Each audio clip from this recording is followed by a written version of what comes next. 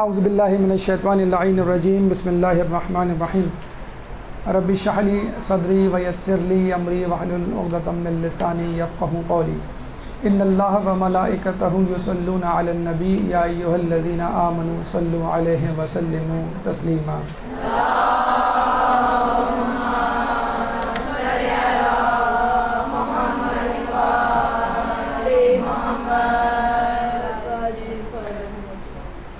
ہم عید کیسے منائیں؟ جیسے کہ آپ کو معلوم ہے کہ رمضان کے اوائل میں آپ کو جو دروس دیے گئے اس میں آپ کو رمضان کس طرح گزاریں کے حوالے سے کچھ باتیں، کچھ نکات، کچھ ٹپس آپ کو بتائی گئیں کہ کس طرح آپ رمضان المبارک کو مکمل طور پہ اپنے لیے مفید بنا سکتے ہیں۔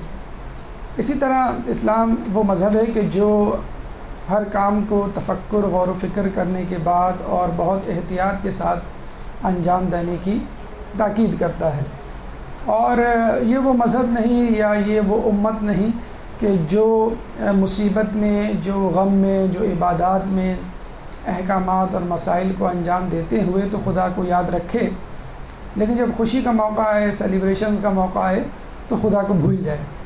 جیسا کہ ہم دیکھتے ہیں دیگر مذاہب کے ماننے والے ایسا کیا کرتے ہیں، اور اس کی اگزامپلز آگے آئیں گی۔ تو چنانچہ ہمیں غم میں بھی خدا کو یاد رکھنا ہے اور خوشی میں بھی خدا کو یاد رکھنا ہے، اور اس کا ایک اہم پہلو یہ بھی ہے کہ ہم خوشی میں کہیں یہ نہ بھول جائیں کہ ہم کچھ دن پہلے تک کیا تھے اور خوشی کے سبب کیوں کر اپنے اس درجے سے گر گئے ہیں اور کمتر درجے یا حیوانیت کے درجے تک پہنچ گئے ہیں۔ تو یہ بہت اہم ہے جاننا کہ رمضان تو ہم نے گزار لی ہے الحمدللہ کامیاب طریقے سے، اور تقریباً رمضان گزر چکا اور 2 یا 3 روزے باقی ہیں۔ تو اب وہ دن ہیں کہ جب ہمیں عید کا استقبال کرنا ہے اور عید کی تیاری کرنی ہے۔ کچھ لوگ تو رمضان بھر عید کی تیاری کرتے ہیں، رمضان سے پہلے سے ہی شروع کر دیتے ہیں، لیکن بہرحال جسے کہتے ہیں کہ جس طرح رمضان کی تیاری آپ شعبان سے شروع کر دیتے ہیں، اسی طرح ہمیں عید کی بھی تیاری رمضان ختم ہونے سے پہلے ہی کر لینی چاہیے۔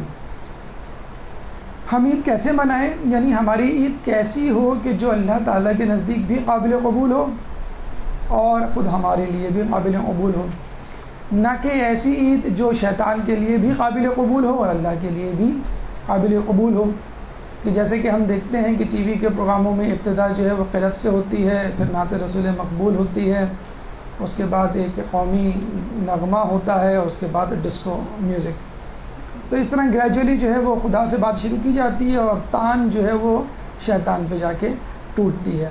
لیکن ہمیں عید مبارک اس طرح کہنا ہے اور خود اپنے طور پہ عید اس طرح منانی ہے کہ ہمارا نفس بھی ہم سے خوش رہے، اور ہم ایک اس کو چھٹی کا دن، تہوار کا دن کے طور پہ منائیں اور اس کو یاد رکھیں، اور ہمارا خدا بھی اس عید کے دن ہم سے راضی رہے۔ یہ مراحل سفر انشاءاللہ ہم ون بائی ون اس کو عبور کریں گے۔ سب سے پہلے مقدمہ یعنی مقدماتی گفتگو، اور اس کے بعد کرونولوجیکل آرڈر میں ترتیب وار جن جن مراحل سے ہم گزریں گے عید منانے کے لیے وہ آپ کے سامنے پیش کیے جائیں گے۔ مثلاً الوداع ماہ رمضان کے عید منانے سے پہلے ہمیں جو مہمان ہمارے پاس آیا تھا اس کو رخصت کرنا ہے، اور اس کے بعد اس کو رخصت کرنے کے بعد ہی عید کی طرف متوجہ ہونا ہے۔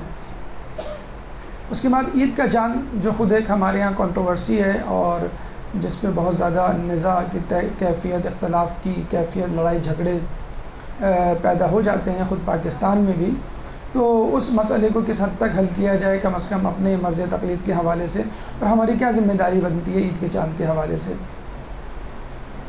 چاند رات جو عید سے زیادہ مقبول ہے، لوگ چاند رات کو زیادہ انجوائے کرتے ہیں بنسبت عید کے، اس کو کس طرح گزارنا چاہیے اور ہم کس طرح گزارتے ہیں۔ صبح عید کی صبح جس طرح رمضان کی ایک صبح تھی، اس میں سحری تھی، اس میں نماز شب تھی، نماز فجر تھی، تسبیح و تحلیل تھی صبح کی، اس طرح صبح عید کس طرح منانی چاہیے۔ 5واں مرحلہ یوم عید، یعنی دن بھر ہمیں عید کا دن جو ہے وہ کس طرح ترتیب دینا ہے اپنی پلاننگ اور اپنا روٹین کہ ہم خدا کے بنائے ہوئے راستے سے نہ ہٹ جائیں۔ چھٹا عید کی رات، یعنی جب عید کی رات آتی ہے تو انسان پہ کیا احساسات، جذبات، فیلنگز طاری ہوتی ہیں، اور اب اس کو اگلے دن کی تیاری کرنی ہے، وہ کیسے کرے۔ اور عید کے بعد، یعنی عید کے بعد انسان کا رویہ کس طرح ہونا چاہیے تاکہ وہ تقوی کے اس تسلسل، تقوی کی اس کڑی سے جڑا رہے جو اس نے رمضان المبارک کے دنوں میں اپنے لیے تیار کیا تھا۔ تو آئیے سب سے پہلے مقدمے کی طرف چلتے ہیں، یعنی چند مقدماتی گفتگو تہوار یا عید کے حوالے سے کہ مختلف جگہوں پہ غیر مسلم، غیر مسلمان لوگوں میں جگہوں پہ یہ کس طرح منایا جاتا ہے اور اس کی کیا علت ہے، اس کے کیا سائیڈ ایفیکٹس ہیں، اور خود ہمارے ہاں عید کی کیا فضیلت ہے، کیا اہمیت ہے، کیا پس منظر ہے۔ ایک درود پڑھ دیجئے محمد والے۔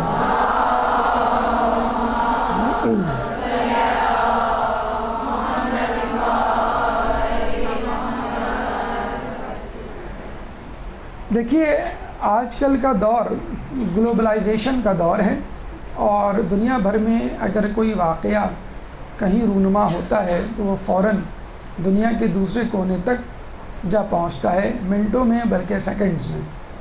تو دنیا بھر میں جو تہوار غیر اسلامی حوالے سے منائے جاتے ہیں، مثلا کرسمس ہے، ہولی ہے، دیوالی ہے، ایسٹر ہے، ہیلووین ڈے ہے، بسنت ہے، وغیرہ وغیرہ، اس کے اثرات دنیا میں ہر جگہ پھیلتے ہیں۔ مطلب اب واقعہ یا خبر ایک پرفیوم، ایک عطر کی مانند ہو گیا ہے کہ آپ کمرے میں جہاں چھڑکیں پورے کمرے میں اس کی خوشبو پھیل جاتی ہے۔ اسی طرح اگر کوئی بدبودار چیز کمرے میں کہیں رکھی ہو، اس کی بدبو بھی پورے کمرے میں پھیل جائے گی۔ تو پوری دنیا سمٹ کر ایک کمرہ بن چکی ہے۔ تو دنیا میں جہاں جہاں جو کچھ ہو رہا ہے وہ آپ تک پہنچتا ہے۔ اسی لیے جو لوگ میڈیا سے بہت زیادہ متاثر ہیں یا جن کے رشتہ دار دوسرے ممالک میں غیر مسلم علاقوں میں رہتے ہیں، ان تک جب بات پہنچتی ہے کہ فلاں مذہب والوں نے، فلاں علاقے والوں نے اپنے تہواروں کو کس طرح منایا، تو چند سادہ لو مسلمان بھی یہ سمجھ بیٹھتے ہیں کہ ہمیں بھی اپنے تہواروں کو اسی طرح ترتیب دینا چاہیے اور ہمیں بھی عید کو اسی طرح سیلیبریٹ کرنا چاہیے۔ اور اس چکر میں ایک عام مسلمان سے بہت ساری غلطیاں سرزد ہو جاتی ہیں جو کہ نہیں ہونی چاہیے۔ تو چند تفصیل میں گئے بغیر چند تہواروں کا تذکرہ ہم آپ کے سامنے کرتے ہیں جن کی بعض کشت آپ کے کانوں میں پڑ چکی ہوگی اور جن کے ناموں سے آپ کسی حد تک واقف بھی ہوں گے۔ تو وہ کیا تہوار ہیں؟ اگر ہم عیسائیوں کے حوالے سے بات کریں تو عید الفطر یا عید کا جو ایکویویلنٹ ہے عیسائیوں کے ہاں وہ کہلاتا ہے ایسٹر۔ جس طرح ہم رمضان المبارک کے 30 روزے رکھتے ہیں اور 30 یا 29 روزوں کے اختتام پر عید الفطر مناتے ہیں، اسی طرح عیسائیوں کے ہاں 40 دن کا فاقہ رکھا جاتا ہے جس کو لینڈ کہتے ہیں، اور 40 دن بعد جو سنڈے آتا ہے اس سنڈے کو وہ ایسٹر یعنی عید، اپنی عید مناتے ہیں۔ اور جس طرح ہمارے ہاں عید سے پہلے جمعۃ الوداع منایا جاتا ہے، اس کی ایک الگ اہمیت ہے، اسی طرح عیسائیوں کے ہاں اس سنڈے یعنی لینڈ یا 40 دن پورے ہونے کے بعد جو سنڈے آتا ہے اس سے پہلے جو جمعہ آتا ہے وہ بڑا مقدس ہوتا ہے، اس کو ہم گڈ فرائیڈے کہتے ہیں، یعنی آخری جمعہ۔ علت اس کی یہ ہے کہ عیسیٰ علیہ السلام کو جمعے کے دن، یعنی جب فاقہ یہ لوگ کمپلیٹ کرتے ہیں اس کے بعد جو جمعہ آتا ہے، جمعے کے دن جو ہے صلیب پر چڑھایا گیا تھا، اور اتوار کے دن ان کی روح جو ہے اللہ کی طرف پرواز کر گئی تھی۔ جبکہ ہمارے ہاں یہ عقیدہ نہیں ہے، ہمارے یہاں عقیدہ یہ ہے کہ عیسیٰ علیہ السلام کو پھانسی دی ہی نہیں گئی تھی، بلکہ ان کا ایک ہم شکل آدمی سرجس جس کا نام تھا اس کو پھانسی دی گئی تھی۔ یعنی سرجس حقیقت میں بادشاہ کا سپہ سالار تھا جو عیسیٰ علیہ السلام کو پکڑنے کے لیے ان کے گھر گیا تھا جہاں وہ چھپے ہوئے تھے اپنے حواریوں کے ساتھ۔ تو جب وہ اندر گیا اور عیسیٰ علیہ السلام کو نہیں پایا تو بڑا پریشان ہوا۔ جب اس کے ساتھی اندر کمرے میں گئے تو اللہ تعالیٰ نے بسبب معجزہ اسی شخص کو جو عیسیٰ علیہ السلام کو دیکھنے اندر داخل ہوا تھا، اسی شخص کو عیسیٰ علیہ السلام کی شکل میں تبدیل کر دیا، اور لوگ سمجھے کہ یہی عیسیٰ علیہ السلام ہے اور اس کو صلیب پہ چڑھا دیا۔ اور آج تک عیسائیوں میں یہ بات مقبول معروف ہے کہ عیسیٰ علیہ السلام صلیب پر چڑھ گئے۔ بہرحال یہ ایک ایسٹر ہے جو عید کی طرح عیسائیوں میں منایا جاتا ہے۔ اس کے بعد بلکہ آپ یوں سمجھ لیجیے اس سے بھی زیادہ اہم، معروف، مشہور جو عید کا تہوار کہہ لیجیے آپ، وہ ہے اصل میں حضرت عیسیٰ علیہ السلام کا یوم ولادت۔ اکثر لوگ یہی کہتے ہیں کہ جس طرح ہمارے یہاں عید ہے اسی طرح عیسائیوں کے یہاں کرسمس ہے۔ ایسا نہیں ہے، کرسمس تو یوم ولادت ہے، جس طرح ہم اپنے ائمہ کا، انبیاء کا، رسول اللہ کا یوم ولادت مناتے ہیں، اسی طرح وہ لوگ بھی عیسیٰ علیہ السلام کا یوم ولادت مناتے ہیں۔ ہاں یہ مشہور ایسٹر سے زیادہ ہو گیا ہے غالباً اس وجہ سے کہ اس سے پہلے کچھ روزے نہیں رکھنے پڑتے، مطلب کسی مشقت سے گزرنا نہیں پڑتا۔ اور دوسرا اہم مسئلہ یہ بھی ہے کہ یہ فکسڈ ہے، یعنی ایسٹر جو ہے وہ ہماری عید کی طرح فکسڈ نہیں ہوتا ہے، کس ڈیٹ کو پڑے گا یہ ایگزیکٹلی نہیں بتا سکتے، ہر سال کی الگ ڈیٹ ہوتی ہے۔ یہ سانٹا کلاز ہیں جن کے بارے میں کہا جاتا ہے کہ یہ رات کو آتے ہیں، بچوں کو گفٹ دے کے جاتے ہیں، یا پھر بچے جب صبح اٹھتے ہیں تو تکیے کے نیچے ان کے گفٹ رکھے ہوئے ہوتے ہیں جو سانٹا کلاز نامی شخصیت دے کے جاتا ہے۔ اور یہ بھی ایک فرضی کردار ہے، اور کہا یہی جاتا ہے کہ 2-3 صدی پہلے کوئی ایسا فلنتھراپسٹ یا فلاحی کام کرنے والا شخص جس کا نام سینٹا کلاز تھا وہ گزرا تھا، اور اس کی یاد میں لوگ سینٹا کلاز بنتے ہیں، اس کی شکل و صورت کچھ ایسی ہی تھی۔ لیکن بہرحال یہاں پہ ایک بات ذہن میں آتی ہے کہ عیسائیوں میں بھی اگر کوئی خیر خواہ یا مقدس شخصیت ہے یا اس کا خاکہ لوگوں کے ذہن میں ہے تو وہ سنت نبوی سے مزین ہے، یعنی ان کے مذہب میں بھی یہ ہے کہ اگر کوئی نیک شخصیت ہو تو اس کی داڑھی ہونی چاہیے، اور جس طرح ان کی ننز رہتی ہیں اس کو دیکھ کے بھی اندازہ ہوتا ہے اگر مقدس عورت ہے، عورت اگر نیک ہے تو اس کو حجاب میں، اسکارف میں ہونا چاہیے۔ تو یہ وہ چیزیں ہیں جو عیسائیوں کے ہاں موجود ہیں، وہ نیکیاں جو ہمارے اندر ہیں، لیکن وہ نیکیاں انہوں نے مخصوص کرداروں سے، مخصوص جگہوں پہ رہنے والوں سے تخصص کر دی ہیں، اور عام زندگی میں وہ افراد اس تقوی کے حامل جسے کہتے ہیں نہیں ہوتے ہیں، اور انہوں نے یہ تمام تقوی اور پرہیزگاری جو ہے وہ چند مخصوص افراد کو جسے کہتے ہیں کہ ہبہ کر دی ہے، ان سے تخصیص کر دی ہے، اور خود اس سے مبرہ مستثنیٰ ہو گئے ہیں۔ ہندوؤں کے حوالے سے اگر ہم بات کریں تو دیوالی آپ نے سنا ہوگا ستمبر سے لے کے اکتوبر کے درمیان منائی جاتی ہے۔ حقیقت میں یہ لفظ دیپ والی ہے جس کو شارٹ فارم میں دیوالی کہا جاتا ہے، اور کہتے یہ ہیں کہ ہندوؤں کا ایک بہت بڑا جسے کہتے ہیں کہ بادشاہ تھا، بہت بڑی شخصیت تھا، راما چندرا، جو 14 سال تک جلا وطنی کی زندگی گزارنے کے بعد جب اپنے ملک واپس آیا تو اس کی تخت نشینی ہوئی، اور اس دن لوگوں نے بہت زیادہ جشن منایا۔ راما چندرا اس کا نام تھا، اور اس دن ہندو جو ہے وہ اپنے گھروں میں چراغاں کرتے ہیں۔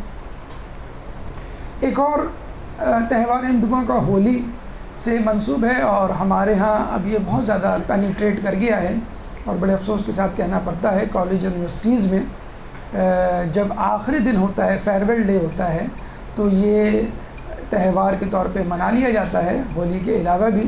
اور اس کا بیک گراؤنڈ یہ ہے کہ ہندوؤں میں ایک شخصیت گزری ہے پراہلدا، بہت ہی متقی پرہیزگار، ان کے حوالے سے ایک عورت تھی کہ جس کو اس کے باپ نے اس کی مذہب پرستی کی وجہ سے آگ میں جھونک دیا تھا، لیکن وہ آگ میں سے صحیح سلامت نکل آئی۔ جب بہت ساری باتیں ہندوؤں کے حوالے سے آپ کو بڑی متشابہ لگتی ہوں گی ہمارے دین یا ہمارے جو انبیاء گزرے ہیں، مثلا ابراہیم علیہ السلام کا بھی واقعہ کچھ اسی طرح تھا کہ آتش نمرود میں ڈالے گئے، صحیح سالم واپس نکل آئے، اور پھر اس پہ ایک عید بھی منائی گئی ان کی امت کے لیے۔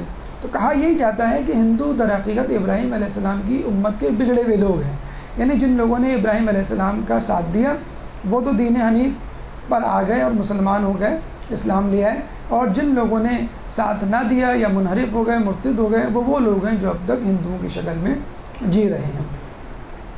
تو یہ ہمارے پاکستان میں بھی منایا جاتا ہے، یہ پکچر خود پاکستان کی ہے، اور کالج یونیورسٹیز میں جسے کہتے ہیں کہ اس کا بڑا چرچا ہونے لگا ہے، اگر رنگ نہیں ملتا تو پین کی جو انک ہوتی ہے وہ ایک دوسرے پہ ڈال کر ہولی کی متشابہ شکل بنائی جاتی ہے۔ پھر لوگوں کو کئی کالج یونیورسٹیز میں سمجھایا گیا ہے کہ بھئی یہ ہندوؤں کے تہوار ہولی سے متشابہ ہے، تو لوگوں نے ایک الگ مذہب کی ایجاد کر دی ہے جس کے کہتے ہیں انسانیت سب سے بڑا مذہب ہے، اور ہر کسی کو ہر تہوار منانا چاہیے۔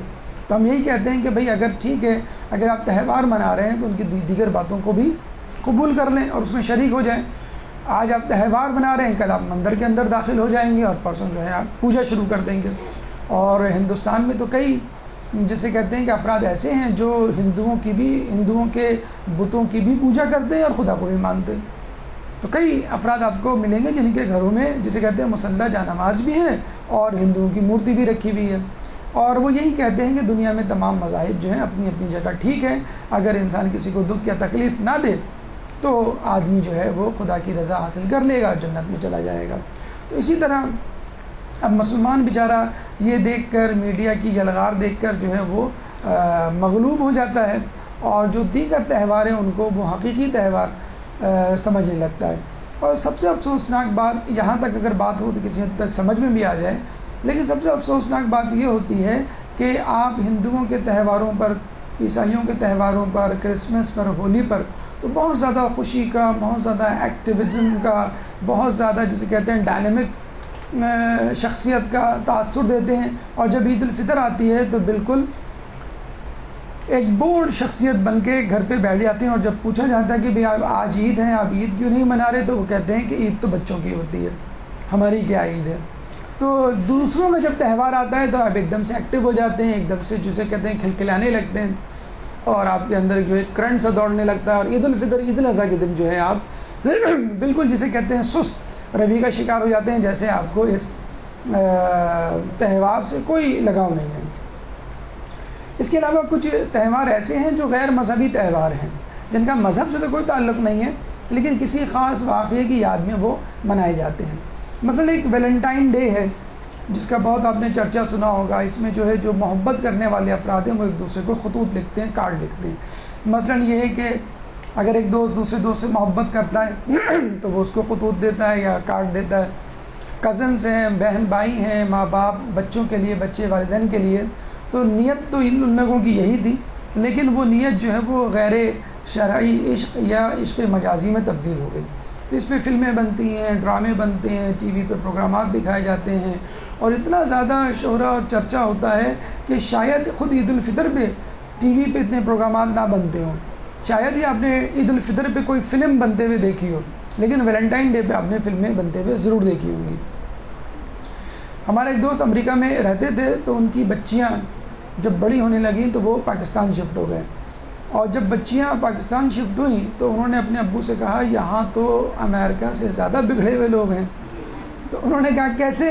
کہیں گے وہاں پہ ہم ویلنٹائن ڈے نہیں مناتے تھے، اور آپ ہمیں یہی درس دیتے تھے کہ بیٹا یہ کرسچنز کے تہوار ہیں، ہمارے تہوار نہیں ہیں.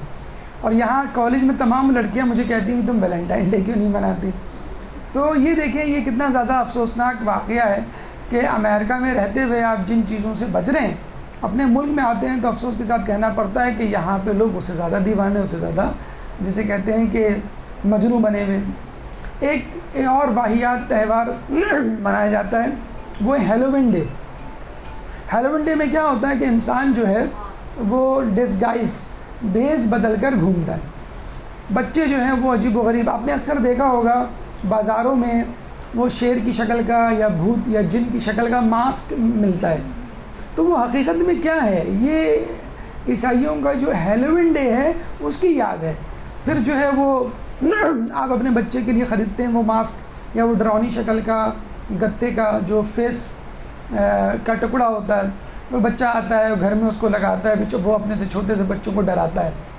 تو وہ اصل میں ہیلووین ڈے ہے جو امریکہ میں 31 اکتوبر کو منایا جاتا ہے، دیگر یورپ ممالک میں. اس میں بچے جو ہیں وہ بھیس بدل کے نکلتے ہیں اور گھروں میں جاتے ہیں، اور ایک لفظ کہتے ہیں، ایک جملہ کہتے ہیں، ٹریٹ اور ٹرک. یعنی یا تو ہمیں ٹریٹ دو یا پھر ٹرک کے لیے تیار ہو جاؤ. وہ کیا ہے؟ ٹریٹ کا مطلب یہ کہ ہمیں کوئی چاکلیٹ دو، کوئی کھانے کی چیز دو، کینڈیز دو، کوکیز دو، چاکلیٹ دو، کولڈ ڈرنک دو، ورنہ ہم آپ کا کچھ کر ڈالیں گے. جیسے ہمارے یہاں کے پولیس والے ہوتے ہیں ابھی آپ مٹھی گرم کر دیں، اگر نہ کی تو پھر آپ کا چالان ہوگا. یا جس طرح کراچی میں پرچیاں تقسیم ہوتی ہیں، یا جسے کہتے ہیں کہ بھتہ مافیا جو سرگرم ہے. تو یہ چیزیں امریکہ اور یورپ میں بھی ہوتی ہے، لیکن یہ کہ اس کو چھپا دیا جاتا ہے، چھپا کیا دیا جاتا ہے، اس کو ایک رسم کے طور پہ، ایک تہوار کے طور پہ منایا جاتا ہے. تو جو خامیاں یہاں ہیں وہ وہاں بھی ہیں، بلکہ بددرجہ اولیٰ ہیں، بہت زیادہ ہیں، لیکن اس کو ایک مزاح کی شکل دے دی گئی ہے. اسی طرح آپ نے دیکھا ہوگا اپریل فل جو ہے وہ ایک طرح کا جھوٹ کا عالمی دن ہے. جھوٹ ہمارے یہاں گناہان کبیرہ میں سے ہے. مذاق میں بھی جھوٹ بولنے سے منع کیا گیا ہے. مطلب کسی کو بتا دیں کسی کمپنی کے مالک کو بھائی تمہاری کمپنی میں آگ لگ گئی ہے, وہ تو ہارٹ اٹیک سے مر جائے گا, لیکن پتہ چلا کہ آپ نے جھوٹ بولا تھا. تو پوری دنیا میں بڑے فخر سے لوگ جھوٹ بولتے ہیں. کئی جگہوں پہ آگ لگ جاتی ہے اور وہ فون کرتے ہیں فائر بریگیڈ کو, وہ کہتے ہیں کہ نہیں آج اپریل فل ہے. تو کئی جگہوں پہ ایسا بھی ہوا ہے کہ آگ لگ گئی اور آگ بجھی نہیں, نہ فائر بریگیڈ والے آئے. کیوں؟ ان کو معلوم تھا ہمیں بیوقوف بنایا جائے گا, اور پتہ چلا کہ وہ آگ حقیقت میں لگی تھی. تو ہمارے یہاں بھی اب تو خیر کافی حد تک رجحان کم ہو گیا ہے. بڑا جو ہے اپریل فل منایا جاتا تھا ایک زمانے میں. تو یہ جھوٹ, عیاری اور جسے کہتے ہیں کہ مکاری, دوسروں کو ڈرانا, غیر شرعی کام سے مزین جسے کہتے ہیں کہ تہوار ہے. بسنت ایک تہوار ہے, یہ بھی ہندوؤں کا سے امپورٹ ہوا ہے اور موسم بہار کے وقت منایا جاتا ہے. پتنگیں اڑائی جاتی ہیں, رقص کیا جاتا ہے, فائرنگ کی جاتی ہے, اور اس کی بڑی ٹی وی کوریج ہوتی ہے. لاکھوں کروڑوں روپے کے فقط پتنگ دھاگے جو ہیں وہ تقسیم کیے جاتے ہیں, بیچے جاتے ہیں.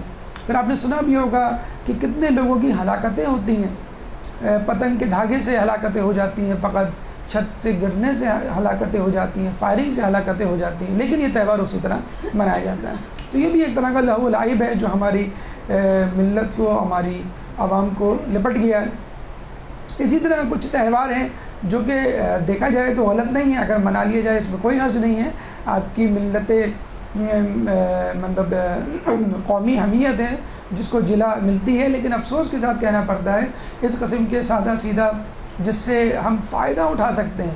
یعنی یہ وہ تہوار ہے جس میں ہم تمام نسلی مسائل کو حل کر سکتے ہیں, اور ایک قومی دن کے طور پر ایک قومیت پرستی کو اجاگر کر سکتے ہیں, اور پاکستان کو لوگوں کے سامنے پرائرٹی کی بنیاد پر پیش کر سکتے ہیں.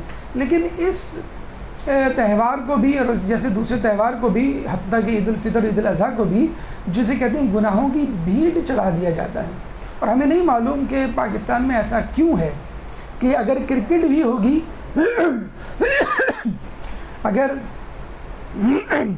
اگر کرکٹ بھی ہوگی تو وہ میوزک کے بغیر کمپلیٹ نہیں ہوگی. یعنی کوئی بھی پروگرام جو ہے میوزک اور گانے کے بغیر. ابھی 14 اگست کے موقع پہ ہم پروگرام دیکھ رہے تھے ٹی وی پہ, تو وہ ایک بچہ جس کے دونوں ہاتھ کٹے ہوئے تھے, یعنی پیدائشی نہیں تھے, اور وہ ہل جل رہا ہے. اب ہم سمجھے شاید اس کو ایپیلیپسی کا اٹیک ہوا ہے. پتہ چلا کہ وہ میوزک میں باقاعدہ ڈانس کر رہا ہے, اور وہاں پہ جو ہے آپ کے حکومتی عہدیدار, سرکاری اہلکار بیٹھے ہوئے اس کا ڈانس دیکھ رہے ہیں. اور وہ کیا تھا, 14 اگست مخصوص بچوں کے ساتھ, یعنی 14 اگست ود اسپیشل چلڈرن.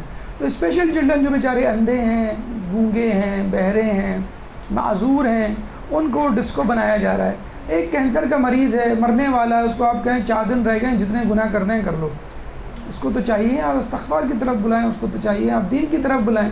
تو معذور بچے ہیں, ان لوگوں کو آپ کو دین کی طرف بلانا چاہیے, نہ کہ آپ جو ہیں ان کو دنیا کی طرف لے جا رہے ہیں کہ اگر تمہیں اللہ میاں نے ہاتھ پیر نہیں دیے ہیں تو چلو تم کو جھومنے کے لیے جسم تو دیا ہے, تو کم از کم موسیقی پہ جھومو, کم از کم جو ہے وہ اللہ تعالیٰ کی جتنی نافرمانی کر سکتے ہو, اپنے نفس کی جتنی جسے کہتے ہیں خدمت کر سکتے ہو, ان تمام معذوری کے باوجود وہ تم کرو. تو دیکھیں یہ وہ سب مذہبی اور غیر مذہبی تہوار ہیں کہ جن کی اول تو کوئی علت ہی نہیں سوائے اس کے کہ اس میں لہو و لعب اور گناہ کیے جائیں. اور اگر کوئی تہوار ہیں بھی پازیٹیولی, جیسے قومی دن ہے, اس کو منانے کے لیے بھی ایسے طریقہ کار اپنائے جاتے ہیں کہ انسان بجائے کچھ حاصل کرنے کے کھو دیتا ہے. اسلام میں عید کا کیا کانسیپٹ ہے اور عیدیں کیوں منائی جاتی ہیں؟ ابراہیم علیہ السلام کے بارے میں کہا جاتا ہے کہ جب ان کو آتش نمرود سے رہائی ملی تو اللہ تعالیٰ نے ان کی امت کے لیے وہ دن عید کا قرار پایا.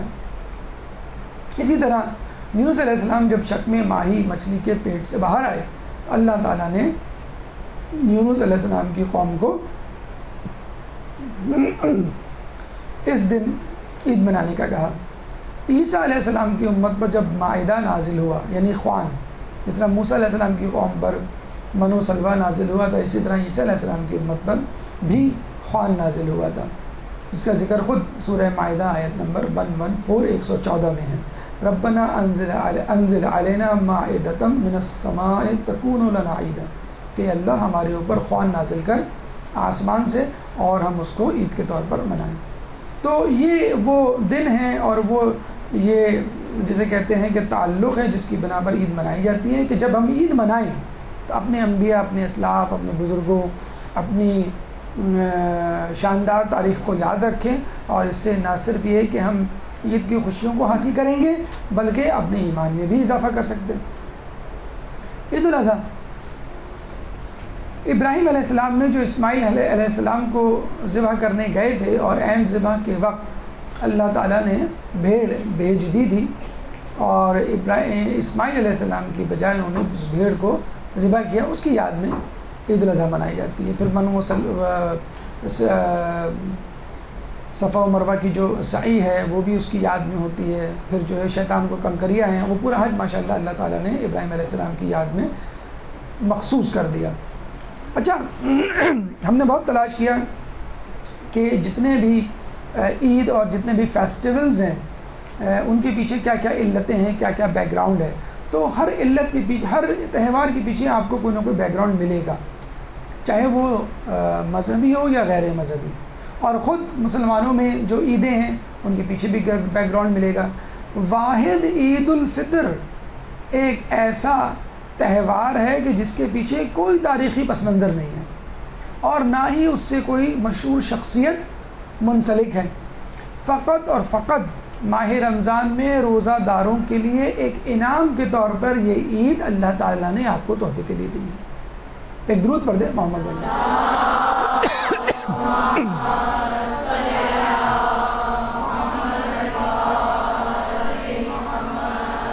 یعنی ہم اس عید کو منانے کے دوران کس کو یاد کریں؟ خود اپنے آپ کو یاد کریں۔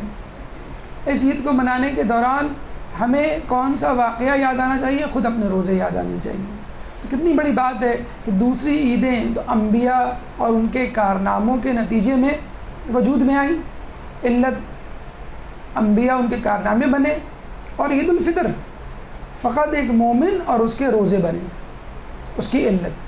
تو یہ کتنا بڑا درجہ ہے، کتنا بڑا جسے کہتے ہیں کہ اللہ تعالیٰ نے منزلت، کتنی بڑی منزلت ہمیں عطا کی ہے کہ جو روزہ دار ہیں ان کے لیے فقط ایک تہوار کے طور پر، ان لوگوں کے لیے فقط جو روزہ رکھتے ہیں ان کے لیے فقط ایک تہوار۔ اور یہ بھی کہا جاتا ہے کہ رسول اللہ نے جب مدینہ ہجرت کی تو وہاں کے لوگ زمانہ جاہلیت میں 2 دنوں، سال میں 2 دن مخصوص کرتے تھے اور اس دن تہوار منایا کرتے تھے۔ تو یہ 2 تہوار اللہ تعالیٰ نے عید الاضحیٰ اور عید الفطر سے ریپلیس کر دیے، لیکن عید الفطر کے بیک گراؤنڈ میں کوئی بھی تاریخی پس منظر یا شخصیت نہ رکھی، بلکہ خود مسلمانوں کے روزے ہی اس کا پس منظر تھے۔ اس کے علاوہ اور عیدیں ہم اپنے طور سے بھی بنا سکتے ہیں، کیونکہ واقعی ان ایام میں بہت زیادہ اہمیت کے حامل واقعے رونما ہوئے۔ مثلا عید غدیر کی اگر ہم بات کر لیں تو مولا علی کی ولایت کا اعلان جو ہے وہ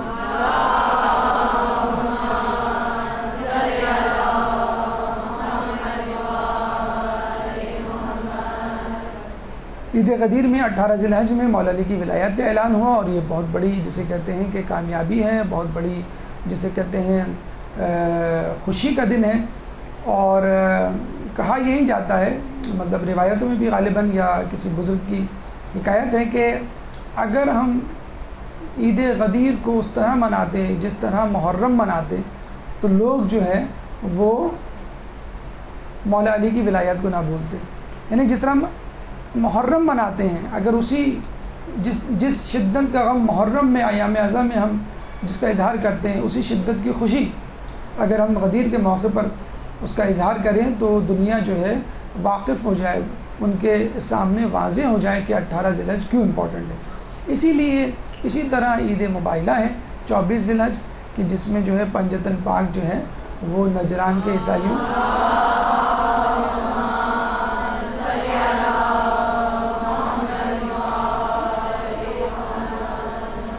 نجران کے عیسائیوں سے مقابلہ کرنے کے لیے گئے، اور آپ نے دیکھا کہ نجران کے عیسائیوں نے مقابلہ کرنے سے پہلے ہی ہتھیار ڈال دیے، اور یہ کہا کہ ہم ایسے چہرے دیکھ رہے ہیں کہ جو اگر پہاڑ کو اشارہ کریں تو وہ اپنی جگہ سے ہٹ جائیں۔ تو ان سے مقابلہ کرنے کی صورت میں ہماری ہار یقینی ہے، تو بہتر یہ ہے کہ ہتھیار یہیں ڈال دیے جائیں، اور جزیہ پر انہوں نے رضامندی ظاہر کی۔ تو یہ بیک گراؤنڈ تھا مختلف قسم کے تہواروں کا. اب آئیے ہم عید الفطر کی طرف چلتے ہیں جو ہمارا آج خاص موضوع ہے. عید لفظ عود سے نکلا ہے جس کا مطلب ہے دوبارہ آنا، پلٹ کر آنا، اور یہ عید بار بار ہر سال آتی ہے، اس لیے اس کا نام عید پڑا ہے. فطر جو ہے وہ افطار اور کچھ لوگوں کے نزدیک فطرے سے مشروط ہے. افطار یوں کہ یہ وہ دن ہے کہ جس میں آپ کھاتے پیتے ہیں، یعنی باقاعدہ واضح کرنا مقصود ہے کہ اب تک رمضان کے دنوں میں 29 یا 30 دنوں تک تم نے امساک کیا، فقر و فاقہ کیا، فاقے سے رہے، صبح سے لے کے شام تک بھوک پیاس میں گزارا تم نے. عید کے دن ہرگز تم کو فاقہ نہیں رکھنا ہے، بلکہ حرام قرار دیا عیدین کے دن روزہ رکھنا. تو یہ وہ دن ہے کہ جس میں آپ کو افطار کرنا ہے، اور افطار کے وقت نہیں کرنا ہے بلکہ دن بھر کرنا ہے. اور تاکیداً کہا گیا ہے کہ عید کی نماز پڑھنے سے پہلے کچھ میٹھی چیز کھا لو، یہ بھی نہیں کہ اس کے بعد کھاؤ. اور کچھ لوگ اس کو فطرے سے بھی ماخوذ کرتے ہیں، یعنی وہ فطرہ، وہ رقم جو 3 کلو اناج کی قیمت کے برابر ہوتی ہے جو آپ کھاتے ہیں، اور اس کی ایکویویلنٹ رقم آپ جو ہے وہ مستحقین کو دیتے ہیں، اور گھر کا جو کفیل ہے. تو یہ عید الفطر جو ہے اس طرح ان دو الفاظ کا مرکب ہے، افطار اور فطرے دونوں سے ماخوذ. اچھا، دیکھا جائے تو عید پہ ہر کسی کو خوشی ہوتی ہے، یعنی شاید ہی کوئی شخص ہوگا، ٹھیک ہے وہ عید کا دن خشک مزاجی سے بور انداز سے گزار دے، لیکن بہرحال ایک خوشی تو ہوتی ہے، چاہے وہ بچہ ہو یا بڑا. عید کی سچی خوشی یا حقیقی خوشی کیا ہے؟ کہتے ہیں کہ حقیقی خوشی یہ ہے کہ جو لوگ ماہ رمضان کی عبادت کرتے ہیں ان کو اس بات کی خوشی ہوتی ہے کہ میں نے پورے رمضان جو ہے وہ عبادت کی، اور اللہ تعالیٰ نے جو پروجیکٹ، جو اسائنمنٹ اور جو حکم مجھے دیا تھا وہ الحمدللہ مکمل ہو گیا. میں نے مکمل طور پہ اللہ تعالیٰ کی اطاعت کری، روزے رکھے، شب بیداری کی، اور اللہ تعالیٰ کی یاد میں پورا مہینہ گزار دیا اور کامیابی کے ساتھ گزار دیا. سب سے بڑی جسے کہتے ہیں کہ خوشی اس بات کی ہے. جیسے ایک بچہ ہے، ایگزام دے کر آتا ہے، اگر اس نے اچھی تیاری کی ہوگی تو ایگزام دینے کے بعد وہ خوش ہوگا کہ میرا ایگزام اچھا ہوا کیونکہ میری تیاری اچھی تھی. نفس پہ قابو. جو لوگ رمضان اچھی طرح گزارتے ہیں، روزے کو اس طرح گزارتے ہیں جس طرح اللہ تعالیٰ نے سورہ بقرہ آیت نمبر 183 میں کہا ہے لعلکم تتقون، کہ حصول کے لیے گزارتے ہیں، وہ رمضان کے اختتام پر اس بات پر قادر ہوتے ہیں کہ اپنے نفس کو کنٹرول کر سکیں، بھوک پیاس سے کنٹرول کر سکیں، نیند سے کنٹرول کر سکیں، بری عادتوں سے اور گناہوں سے کنٹرول کر سکیں. تو یہ لوگ نفس پہ قابو پہ خوش ہوتے ہیں کہ ہم نے اپنے نفس کو فتح کر لیا، ہم نے اپنے نفس پر غلبہ حاصل کر لیا. اب ہم ڈرائیونگ سیٹ پر ہیں اور ہماری عقل ہماری شہوت اور ہمارے غضب پر حاوی ہو چکی ہے. اب ہمارے لیے گناہ کرنا مشکل ہے اور نیکی کرنا آسان ہے. یہ بھی ایک بہت بڑی فتح ہے، اور اسی فتح کے لیے اللہ تعالیٰ نے یہ 30 دن کا 29 دن کا ٹریننگ کیمپ لگایا ہے. پھر انعام کی خوشی ہوتی ہے. جیسے ایک بچہ ہے، وہ ایگزام دیتا ہے اور اس کو رزلٹ ملنا ہے، 30 دن اس نے محنت کی ہے، 30ویں دن اس کا ایگزام ہے، 31ویں دن اس کو رزلٹ نکلنا ہے، تو وہ خوشی ہوتی ہے اس کو آٹومیٹک کہ میرا ایگزام بڑا اچھا ہوا ہے، میری تیاری بڑی اچھی تھی اور مجھے انعام ملنے والا، میں فرسٹ آؤں گا اور مجھے تحفہ ملے گا. اسی طرح ایک مومن بھی خوش ہوتا ہے کہ میں نے پورا مہینہ جو ہے وہ رمضان میں گزارا اور اللہ تعالیٰ کی عبادت میں گزارا، اور اب جو ہے عید کے دن اللہ تعالیٰ مجھے انعام دے رہا ہے عید کی صورت میں. پھر تربیت کے استعمال کی خوشی، یعنی ایک ڈاکٹر ہے وہ MBBS کرتا ہے تو وہ خوشی خوشی اپنے کالج سے نکلتا ہے یہ سوچتے ہوئے کہ جو کچھ میں نے 5 سال میں ٹریننگ کے دوران حاصل کیا، اب وقت آ گیا ہے کہ میں اس علم کو استعمال کروں، چنانچہ میں مریضوں کا علاج کروں گا اور ان سے ان کی بیماری کو دور کروں گا. اسی طرح ایک مومن 30 دن 1 مہینے کے روزے رکھ کر اپنے نفس میں قابو پا کر، اپنے نفس کی بیماریوں پر قابو پا کر خوش ہوتا ہے کہ اب آئندہ کبھی بھی میرے نفس کو کوئی بیماری لاحق ہوئی تو میں اس قابل ہوں کہ اب اس بیماری کا علاج کر سکوں. یعنی مومن اس مہینے میں خود اپنا ڈاکٹر بن چکا ہوتا ہے. لیکن کچھ لوگ ایسے بھی ہوتے ہیں کہ جن کی شکل سے لگ رہا ہوتا ہے کہ ان کی خوشی جو ہے وہ جھوٹی خوشی ہے. مطلب ان سے پوچھیں کیوں پوچھو ماشاءاللہ رمضان کے روزے رکھیں عید آ رہی ہے، حقیقت میں وہ ماہ رمضان کی قید سے آزادی کی خوشی منا رہے ہوتے ہیں۔ اکثر لوگ یہ جملہ بولتے ہیں کتنے روزے رہ گئے؟ 13 روزے رہ گئے، گزر جائیں گے انشاءاللہ، جب 17 گزریں تو 13 بھی گزر جائیں گے، ہو سکتا ہے چاند ایک دن پہلے نظر آئے تو 13 نہیں پھر 12 رکھنے پڑے۔ چاند نظر آ گیا عید کا؟ نہیں نظر آیا، او ہو ایک دن اور۔ تو یہ وہ لوگ ہیں کہ جو چاہتے ہیں کسی طرح رمضان گزر جائے، اور یہ جو یہ زبردستی کے کمپلجن میں ہم گرفتار ہو گئے ہیں یہ ہٹ جائے کسی طرح۔ انہی لوگوں کو انٹارکٹیکا یا کسی جگہ امریکہ میں چھوڑ دیا جائے، خلوت میں تنہائی میں، جہاں ان کی جان پہچان کے لوگ نہ ہوں۔ دیکھیے یہ لوگ کبھی روزہ نہ رکھیں، مجبوری کی حالت میں، گھر والوں کے پریشر میں، دوستوں سے شرمندگی سے بچنے کے لیے بس کچھ لوگ اس کو نبھا رہے ہوتے ہیں۔ تو جو شکل سے ظاہر کر رہے ہوتے ہیں کہ ہمارا روزہ ہے، اور جسے کہتے ہیں کہ عجیب کرب کی کیفیت سے گزر رہے ہوتے ہیں اور گن رہے ہوتے ہیں کہ کتنے روزے ہو گئے، کتنے گزر گئے۔ اصل روزہ دار کون ہے؟ اصل خوشی منانے والا کون ہے؟ جس کو کہا جائے کہ بھئی آج 27واں روزہ ہے، او 27 روزے آ گئے، پتہ بھی نہیں چلا رمضان کہاں گزر گیا۔ یہ ہیں حقیقی مومن کہ جن کو پتہ ہی نہیں چلتا کہ رمضان کب آیا اور کب گیا۔ آپ کے یہاں آتے ہیں نا کچھ مہمان، بار بار آپ گھڑی دیکھتے ہیں، پھپھو آ گئی ہیں پتہ نہیں کب جائیں گے۔ پچھلی دفعہ آئی تھی وہ 10 منٹ کا کہہ کے کھانا کھا کے گئی تھی رات کا، تو اب تو انہوں نے کہا کہ میں کھانا کھا کے جاؤں گی، تو وہ تو ماشاءاللہ لگ رہا ہے ہفتے بھر بیٹھیں گی۔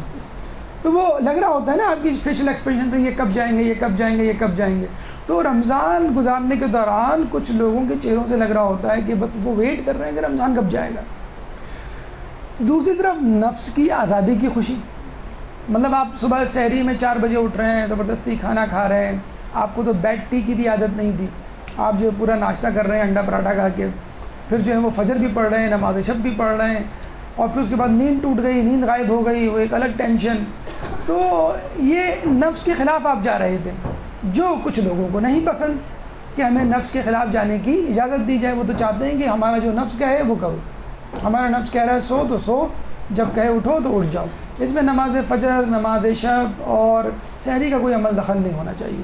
وہ چاہتے ہیں بس روٹین آ جائے، اور اس روٹین کا بہانہ بنا کر ارے کیا کریں مجبور ہیں، ہمارا آفس جو ہے وہ 9 بجے ہوتا ہے، آنکھ ہی 8 بجے کھلتی ہے، یا کیا کریں آفس سے بڑا لیٹ آتے ہیں، یا خواتین کہتی ہیں گھر میں کام کاج بہت ہے، پتہ ہی نہیں چلتا نماز کا کب وقت آتا ہے کب۔ تو ہم کیا کرتے ہیں، اپنے گناہوں کو، اپنی لغزشوں کو روٹین، آس پاس کے ماحول، جیسے بچوں کو کہا جائے نا بیٹا آپ پڑھ کیوں نہیں رہا، آپ کا کورس کیوں کمپلیٹ نہیں ہو رہا، ہڑتالیں ہو رہی ہیں کیا کریں، یا اسٹوڈنٹ کو کہا جائے تم پڑھتے کیوں نہیں ہو، لوڈ شیڈنگ ہو رہی ہے ہم کیا کریں۔ تو ہم اپنی کمزوریاں، لغزشیں جو ہیں، اور ماشاءاللہ پاکستان میں تو بہت گنجائش ہے قدرتی آفات کی بھی اور خود ساختہ آفات کی بھی، اس میں ہم ڈال دیتے ہیں۔ گناہوں کی آزادی کی خوشی، بھائی رمضان میں تو کوئی آپ کو ٹوک سکتا ہے، بھائی یہ میوزک کیوں سن رہے ہیں، بھائی آپ جھوٹ کیوں بول رہے ہیں، بھائی آپ غیبت کیوں کر رہے ہیں، اور پتہ نہیں کیوں رمضان کے جانے کے بعد لوگوں پر واجب ہو جاتا ہے۔ جیسے عید کا چاند دکھا، پتہ نہیں مولویوں کو کیوں نظر نہیں آتا، فوراً جو ہے ابتدا آپ نے غیبت کی شروع کی، مولویوں سے، علماء سے، اور آس پاس کے لوگوں سے، رویت ہلال کمیٹی سے، وغیرہ وغیرہ۔ شیطان کی آزادی کی خوشی، ایک بچے کو کہا جائے تمہارا دوست جو 30 دن سے اسکول نہیں آ رہا اب آئے گا، کتنی خوشی ہوتی ہے اس کو۔ تو کچھ لوگوں کو خوشی ہوتی ہے شیطان جو ان کا فیوریٹ دوست ہوتا ہے، باسم فرینڈ ہوتا ہے، وہ بھی آزاد ہو رہا ہے۔ خوب مل بیٹھیں گی جو مل بیٹھے، خوب گزرے گی جو مل بیٹھیں گے دیوانے دو، پیس جنگل میں اکیلا ہے مجھے جانے دو۔ تو یہی کچھ صورتحال کچھ لوگوں کی ہوتی ہے جو شیطان کو مس کر رہے ہوتے ہیں، اس میں مس بھی شامل ہیں اور مسٹر بھی شامل ہے۔ تو جیسے ہی شیطان جو ہے وہ کھلتا ہے، وہ خوش ہو جاتے ہیں کہ بھئی چلو اب پلاننگ کریں گے، طارق روڈ جانا ہے، بولٹن مارکیٹ جانا ہے، جامع کلاتھ جانا ہے، جسے کہتے ہیں گلف شاپنگ سینٹر جانا ہے، حیدری جانا ہے، لیاقت مارکیٹ، بابر مارکیٹ، کس جگہ جانا ہے، اور وہاں سے ہم اپنے گناہوں کی ابتدا کریں گے۔ تو یہ جھوٹی خوشیاں ہیں جو لوگوں کے چہروں پر ہوتی ہیں، اور لگ رہا ہوتا ہے کہ ان کو کس بات کی خوشی ہے۔ جو جن لوگوں نے رمضان کو کرب کے اندر وہ ان کی خوشی، اور جن لوگوں نے اس طرح گزارا کہ جانے پر حد درجہ دکھ، تو ان لوگوں کی خوشیاں حقیقی خوشیاں ہوتی ہیں۔ اور خود امام علی علیہ السلام نہج البلاغہ میں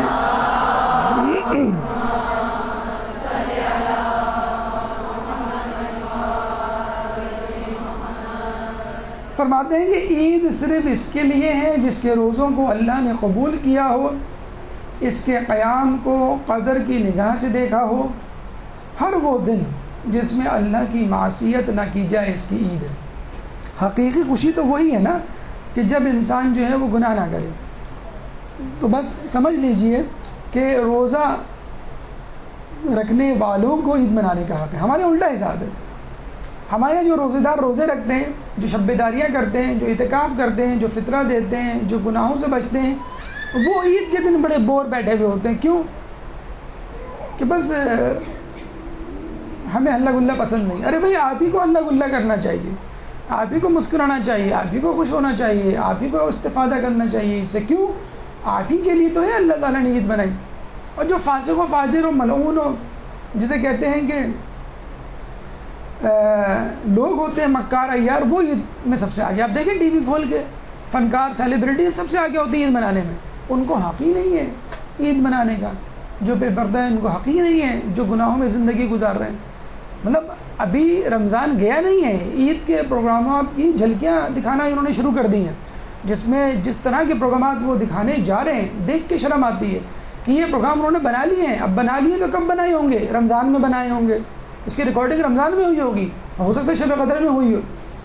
تو یہ حالات ہیں ہماری میڈیا کے۔ تو میڈیا سے اگر کوئی یہ سمجھتا ہے کہ میڈیا ہمارے ایمان میں اضافہ کرے گا نعتیں دے کر شب قدر میں رمضان کے دن، وہی میڈیا، وہی اینکر عید کے بعد گلوکاروں کو انٹروڈیوس کروا رہا ہوتا ہے۔ وہی اینکر جو ہے جس کے سر پہ دوپٹہ ہوتا ہے، وہی اینکر جو ہے مادر پدر اعزاز بے حجاب ہوتی ہے رمضان کے بعد۔ تو میڈیا تو آپ کو رمضان کے یا مذہبی پروگرام دکھا کر یوں سمجھ لیجیے کیش کر رہا ہوتا ہے آپ کے جذبات کو۔ عوام میں جو چیز مقبول ہوتی ہے اس کو کیش کیا جاتا ہے۔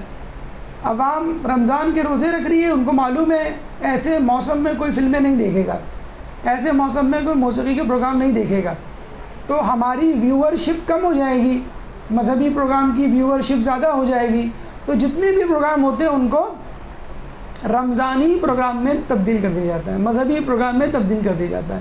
حتیٰ کہ کوئی مزاحیہ کامیڈین ڈرامے بھی آتے ہیں تو اس میں اسلام کا تذکرہ شروع ہو جاتا ہے، یا جسے کہتے ہیں مذہب کے حوالے سے گفتگو شروع ہو جاتی ہے، تاکہ لوگوں کی نگاہیں ان کی طرف مرتکز ہو جائیں، زیادہ سے زیادہ ان کو کمرشلز ملیں، زیادہ سے زیادہ ان کے طرف سامعین متوجہ ہوں، اور پھر دیکھتے ہیں آپ وہی لوگ رمضان کے بعد کس طرح مشرق سے مغرب کی طرف چلے جاتے ہیں۔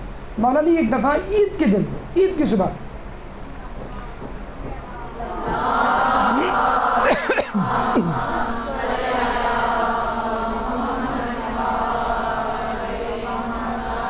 روزے عید کیا کھا رہے تھے؟ روٹی اور دودھ اور آٹے سے بنی ہوئی کوئی غذا۔ مطلب جو ہمارے یہاں جس چیز کی طرف لوگ نگاہ اٹھا کے نہ دیکھیں۔ مولا علی سے پوچھا، مولا علی آپ عید کے دن اتنی سادہ غذا کھا رہے ہیں، تو مولا نے کیا فرمایا؟ عید تو اس کی ہے جس کے گناہ معاف ہو جائیں۔ یعنی کتنا زیادہ جبر کیا ہے، کتنا زیادہ تزکیہ نفس کیا ہے مولا نے۔ اگر چاہتے تو کھا لیتے بہترین غذا، اور سب سے بہترین غذا کھانے کا حق تو مولا علی کو ہی تھا، کیونکہ ان جیسا تزکیہ نفس کرنے والا، ان جیسا پاک و پاکیزہ طاہر شخص روئے زمین پہ تھا ہی نہیں اس وقت جب مولا علی موجود تھے، اور وہ سب سے کمتر غذا کھا رہے ہیں۔ نعوذ باللہ نعوذ باللہ، شاید سب سے زیادہ گناہ کرنے والا شخص یہ غذا ہمیں کھانی چاہیے، اور ہماری والی غذا مولا علی کو کھانی چاہیے۔ یعنی جس کے جتنے گناہ ہو وہ شرمندگی میں اتنا ہی کم کھائے۔ دیکھا ہے نا کسی جگہ موت ہو جائے، کوئی حادثہ ہو جائے، اس گھر میں اس دن دال پکتی ہے۔ اب دیکھو آپ نے ایام عزا میں یا وفات میں ہمارے یہاں دالیں وغیرہ پکتی ہیں، حلیم پکتا ہے۔ تو مولا فرما رہے ہیں عید تو وہ ہے کہ جس دن آدمی کو یقین ہو جائے، عید تو وہ ہے کہ جس دن آپ کے گناہ معاف ہو جائیں، اور ہم اس طرح ڈٹ کے کھا رہے ہوتے ہیں۔ کیا کیا ڈشز ہوتی ہیں جو ہم اپنے گھر میں نہیں رکھتے، لگتا ہے کہ سارے گناہ ہمارے معاف ہو گئے، بلکہ ہم گناہوں میں خود کفیل ہو گئے، ایکسپورٹ بھی کر سکتے ہیں، کسی کو چاہیے وہ ہم سے لے بھی سکتا ہے۔ تو کم از کم مولا علی سے سبق حاصل کیجئے، کھانے پینے پہ پابندی نہیں ہے، لیکن کم از کم جو کچھ بھی کھائیں، شیر خورما کھائیں، دہی بڑے چھولے کھائیں، کھاتے ہوئے مٹھائی کھاتے ہوئے یہ یاد رکھیں کیا میں اس کا حقدار ہوں، کیا میرے گناہ معاف ہو گئے، اور اگر معاف ہو گئے تو شکر کیجئے، معاف نہیں ہو گئے تو فکر کیجئے۔ اب آئیے اسٹیپ بائی اسٹیپ ان مراحل کی طرف کہ جن سے گزر کر ہم کو وہ احتیاطی تدابیر اختیار کرنی ہیں کہ جس کے اختیار کرنے پر ہم عید حقیقت میں اللہ تعالیٰ کی مرضی کی عید منا سکتے ہیں۔ تو پہلا مرحلہ ہے الوداع ماہ رمضان۔ ایک درود پڑھ دیں محمد والے۔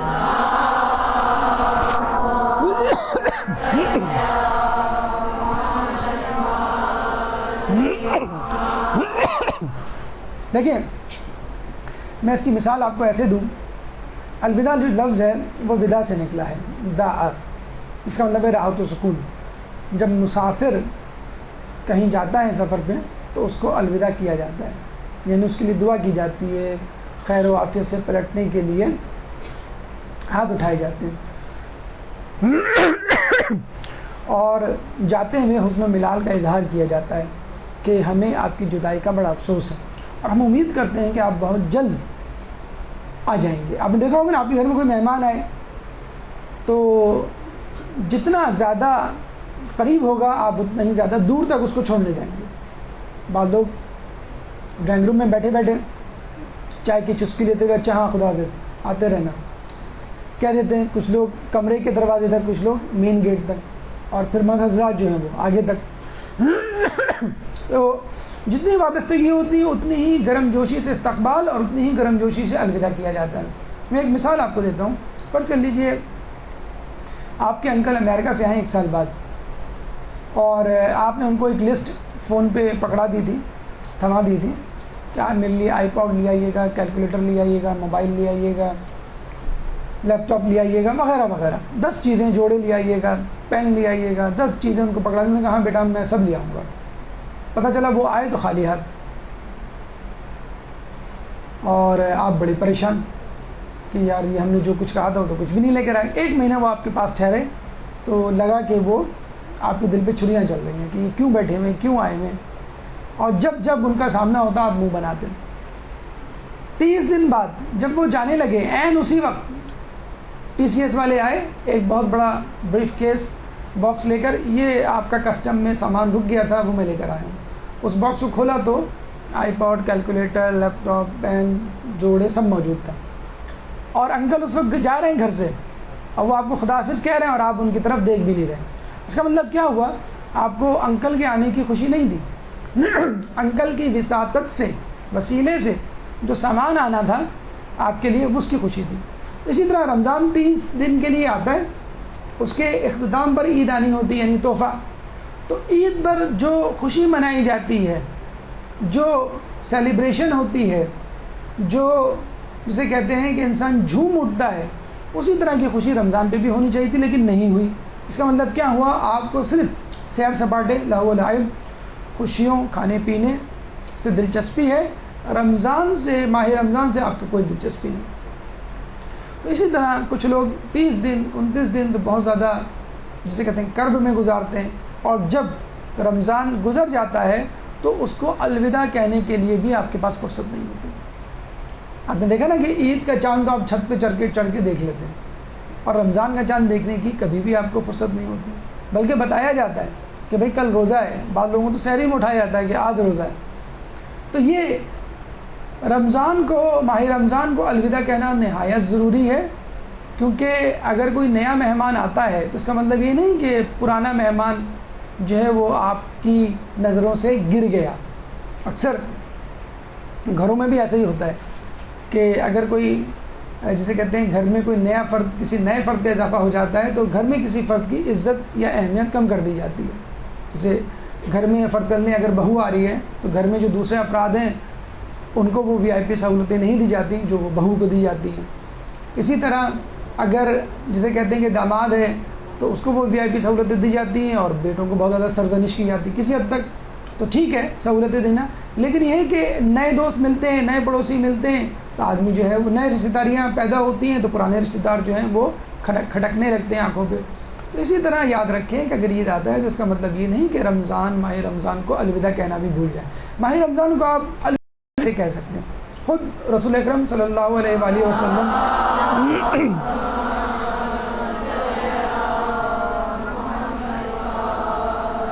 دعا ہے جو آپ کو پڑھنی چاہیے، مختصر سی دعا ہے، اے اللہ اسے ہمارے روزوں کا آخری زمانہ قرار دے، اور اگر تو نے قرار دیا ہے تو ہمیں اپنی رحمت سے محروم نہ کر۔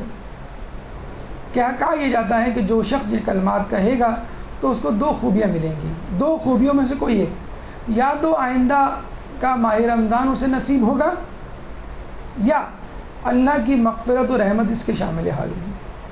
یعنی آپ کو ایک اور چانس دیا جائے گا اگلے رمضان تک,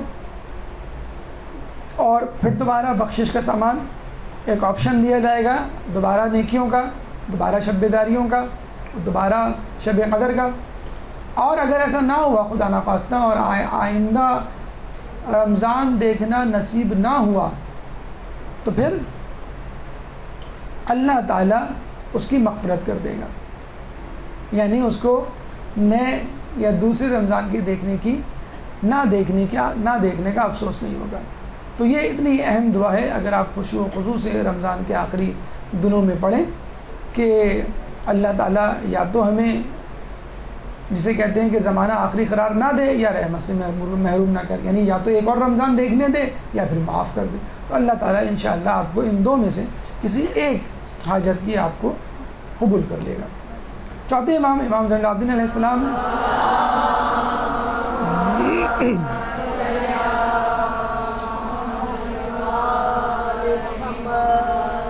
دعا ہے, دعا نمبر 45.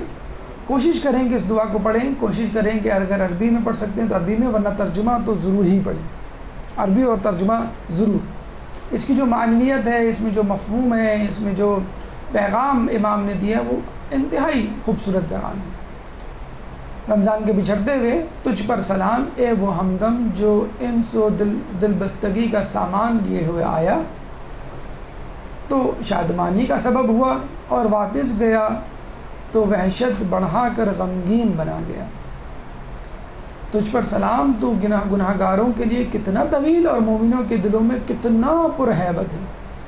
دیکھیں ابھی جو ہم نے گفتگو کی تھی کہ کچھ لوگ ہوتے ہیں کہ جن کو سچی خوشی ہوتی ہے اور کچھ لوگ ہوتے ہیں جن کو جھوٹی خوشی ہوتی ہے. تو دونوں افراد کا تعارف کروا دیا ہے امام نے کہ جو گناہ گار ہیں, جو روزوں کو نہیں چاہتے رکھنا, ان کے لیے روزہ ایک آگ ہے, ایک تپتی ہوئی ریت ہے, جسے کہتے ہیں کانٹوں کا بستر ہے, کہ ان کا دل جو ہے مضطرب رہتا ہے اور ان کا دن کٹنے کو نہیں آتا. وہ دن گن گن کر گزار رہے ہوتے ہیں کب رمضان المبارک ختم ہو اور ہماری نعوذ باللہ اس سے جان چھوٹے.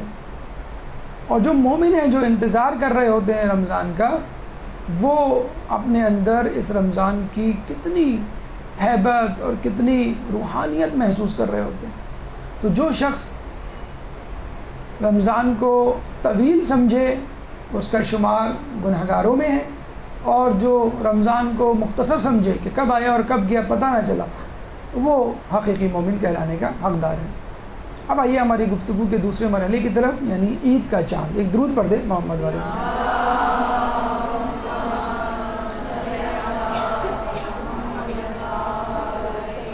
عید کا چاند ان 12 مہینوں میں سے واحد مہینہ ہے کہ جس کے دیکھنے کی تڑپ بچوں اور بڑوں دونوں کو ہوتی ہے. عید کے چاند کے حوالے سے چند آداب اپنے ذہن میں رکھ لیجئے کہ جب عید کا چاند دیکھیں تو جس طرح لوگ اشارہ کرتے ہیں, اشارہ کرنے سے پرہیز کریں, رخ بتلا دیں, ڈائریکشن بتلا دیں.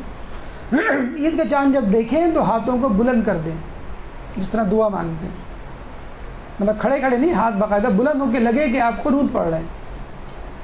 روبہ قبلہ کھڑے ہو جائیں. اکثر لوگ چاند کی طرف قبلہ کر کے کھڑے ہو جاتے. نہیں, آپ کو قبلہ جہاں ہے, اگر چاند الٹی طرف ہے کوئی اس میں مذاکرہ نہیں, آپ اس کے بالکل برعکس کھڑے ہو جائیں. قبلے کی طرف آپ کا منہ ہونا چاہیے, نہ کہ چاند کی طرف. ہاں, اس دعا میں چند جملے ایسے ہیں جو چاند کو مخاطب کر کے امام نے کہے ہیں. جب وہ جملے ادا کریں تو آپ اپنا رخ چاند کی طرف کر سکتے ہیں, ورنہ پوری دعا میں آپ کا رخ قبلے کی طرف ہونا چاہیے. اس کے بعد جہاں چاند دکھے وہیں دعا پڑھیں. یعنی اپنے دوست کے گھر گئے ہوئے, اپنے رشتہ دار کے گھر گئے ہوئے, پڑوس کے یہاں گئے ہوئے, اور وہیں آپ کو چاند دکھ گیا تو کوشش کریں جیسے ہی دکھے ویسے ہی دعا پڑھنا شروع کر دیں, ویسے ہی ہاتھ اٹھا لیں. اس میں زیادہ تاکید آئی ہے. رمضان کا چاند دیکھنے کے بعد, اچھا اس میں یہ ہم بتا دیں کہ اس میں فقط عید کے چاند کی بندش نہیں ہے, کسی بھی مہینے کا چاند دیکھنے کے لیے ہلال یعنی پہلی رات کا چاند وہ اس کے آداب آپ کو بتائے جا رہے ہیں، جس میں عید کا چاند بھی شامل ہے۔ چاند دیکھنے کے بعد مصحف، آب رواں، سبزہ و گل و فیروزہ، ان میں سے کوئی ایک چیز دیکھے تو کہتے ہیں کہ انسان جو ہے اپنی بینائی میں اضافہ پائے گا۔ تو یہ وہ آداب ہیں کہ چاند دیکھتے وقت ملحوظ خاطر ہونے چاہیے، اشارے سے پرہیز کریں، ہاتھوں کو بلند کریں، روبہ قبلہ کھڑے ہوں، مخاطب کرتے ہوئے دعا میں جو چند جملے ہوں اس دوران چاند کی طرف قبلہ کر لیں، جس جگہ چاند دیکھیں وہیں پر دعا کریں، یہ نہیں کہ میں گھر جا کے دعا کر لوں گا اور اس کے بعد چند چیزیں مصحف، آب رواں، سبزہ و گل اور فیروزہ کو دیکھیں۔ اب آئیے امام کی جو دعا انشاءاللہ آپ پڑھیں گے اس عید کے آنے پر، جو دعا نمبر 43 ہے، تو اس پہ غور کیجئے۔ ہمارے ہاں ہر ایونٹ میں جو دعا یا اعمال بتائے جاتے ہیں، شب قدر کے، نیمہ شعبان کے ہیں، عید چاند رات کے ہیں یا اس کے بعد ہیں، اس میں حکمتیں ہیں۔ اس کے ترجمے کو اگر آپ بغور جسے کہتے ہیں کہ عقل جو ہے جائزہ لیں تو اس میں بہت ساری حکمتیں اور جسے کہتے ہیں کہ نکات آپ کو ملیں گے زندگی گزارنے کے۔ مثلا چند دو جملے منتخب کر کے میں آپ کے سامنے پیش کر رہا ہوں کہ دیکھیں امام نے کس طرح کا اظہار کیا چاند کو دیکھتے ہوئے، وَعَلَامَةً مِّنْ عَلَامَاتِ سُلْطَانِهِ، کہ تو اللہ تعالیٰ کی سلطانیت میں سے ایک علامت ہے، یعنی اللہ تعالیٰ سلطان ہے، بادشاہ ہے، تو اس کی علامت میں سے ایک علامت ہے۔ وَامْتَحَنَكَ بِالزِّيَادَةِ وَالنُّقْصَانِ، اور اس نے تجھے تسخیر کیا ہے زیادہ کر کے اور کم کر کے، یعنی چاند بڑھتا ہے اور گھٹتا ہے۔ وَالطُّلُوعِ وَالْأُفُولِ، اور طلوع کر کے اور غروب کر کے۔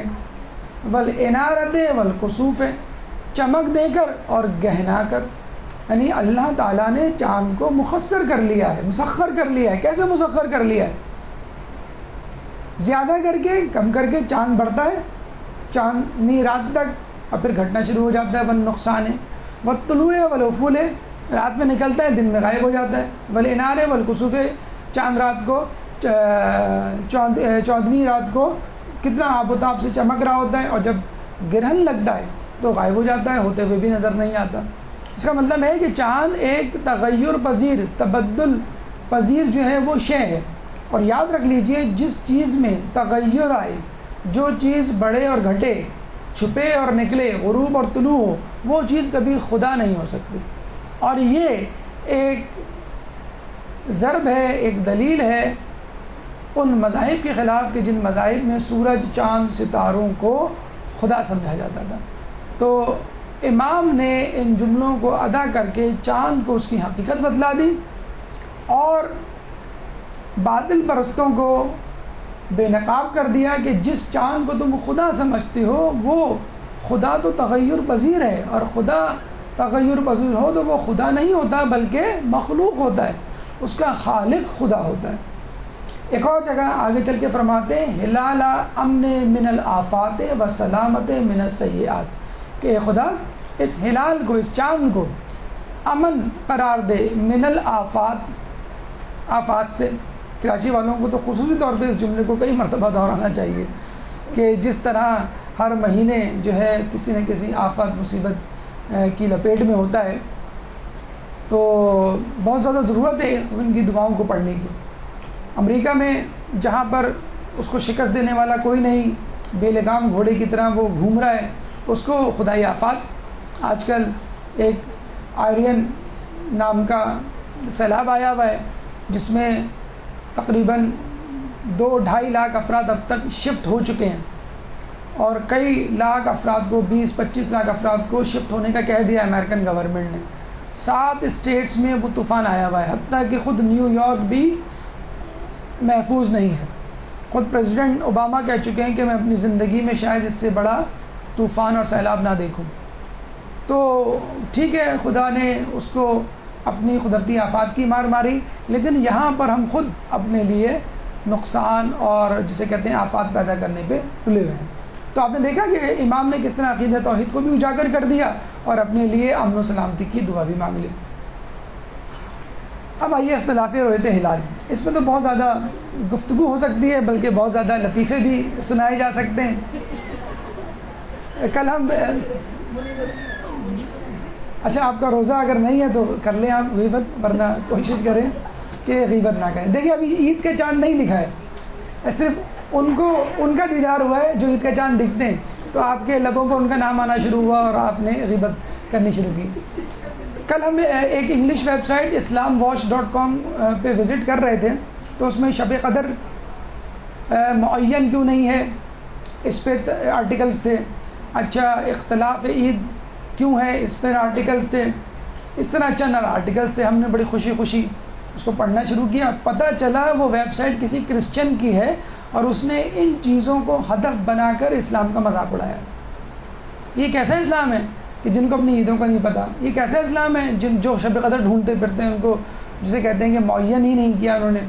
تو دیکھا جائے ان کو جو ہمت ہوئی ہے اسلام کا مذاق اڑانے کی، وہ ہماری وجہ سے ہوئی ہے کہ ہم خود اپنے علماء کا نعوذ باللہ کسی نہ کسی طرح مجتہدین کا، اور دیکھا جائے تو انڈائریکٹلی اسلام کا مذاق اڑا رہے ہوتے ہیں. اگر شب قدر معین نہیں ہے تو اللہ تعالیٰ کی طرف سے نہیں ہے. اگر اختلاف مراجع موجود ہے تو آپ کو اپنے اپنے مرجع کی تقلید کرنی ہے، نہ کہ تجویز دینا ہے. لوگ تجویز دینے پہنچ جاتے ہیں. آغا سستانی رہبر معظم کو یا آغا کوئی یا خمینی صاحب کے بارے میں کہتے ہیں کہ اگر وہ ایسا کر لیتے تو ایسا ہو جاتا، اور میرے ذہن میں تو یہ پلان ہے، اگر یہ کر لیں تو ایسا ہو جائے. تو دیکھ لیجئے اسلام میں چند جسے کہتے ہیں کہ قطعی باتیں ہیں، ان کو تبدیل کرنا خود مرجع کے بس میں نہیں ہے. جسے کہتے ہیں کسی نے کسی مرجع سے سوال پوچھا، انہوں نے مسئلے کا مسئلہ بتایا اور دوبارہ پوچھا. انہوں نے کہا کہ بھائی میرا کام مسئلہ بتانا ہے، بنانا نہیں. تو ہم یہ چاہتے ہیں کسی طرح مرجع ہماری پسند کا فتویٰ بتا دے. رمضان کا چاند ایک دن آگے پیچھے ہو جائے تو کسی کو فکر نہیں ہوتی، عید کا چاند آگے پیچھے ہو جائے تو لوگوں کو فکر ہوتی ہے. مجھے یہ بتائیے کہ جن لوگوں کے ہاں اختلاف مراجعین نہیں ہے، مثلا اہل تسنن کیا، تو کیا ان کے یہاں 2 عیدیں یا 3 عیدیں نہیں ہوتی؟ ان کے بھی ہوتی ہیں. تو وہ آپ جو چاہے کر لیں، یہ اختلاف رہے گا. اور ہم یہ سمجھتے ہیں یہ اختلاف امام زمانہ کی غیبت کی ایک بڑی مصیبتوں میں سے ایک مصیبت ہے.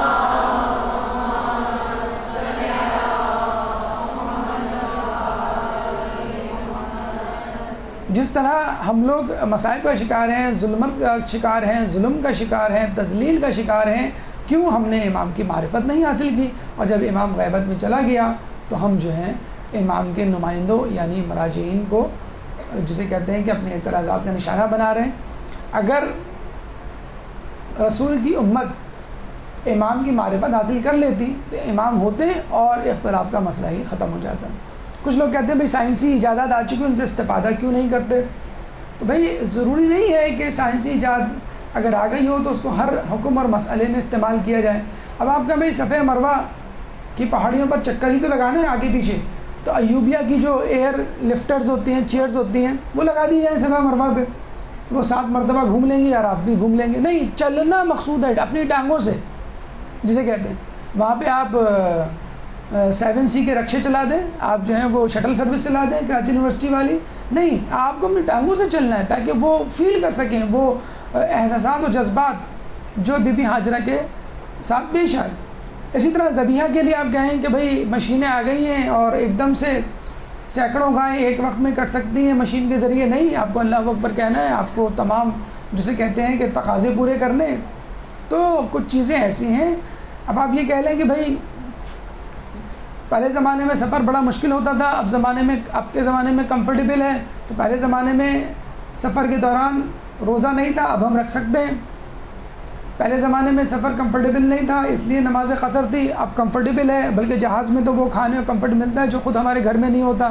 سب سے اچھی بات لوڈ شیڈنگ نہیں ہوتی، 10 گھنٹے فلائٹ میں گزر جاتے ہیں. تو اس کا مطلب یہ ہوا کہ اگر آپ کمفرٹیبل ہیں تو فجر کی 2 رکعت کی بجائے 4 رکعت پڑھ لیں، اور جب کمفرٹیبل نہ ہوں تو اس کو کم کر دیں. تو کمفرٹ نان کمفرٹ کا مسئلہ نہیں ہے، اسلام کا مسئلہ ہے. اگر ایک فتویٰ بتا دیا گیا تو اس پہ عمل کرنا ہے، چاہے آپ اس کو کمفرٹیبل فیل کریں یا نہ کریں.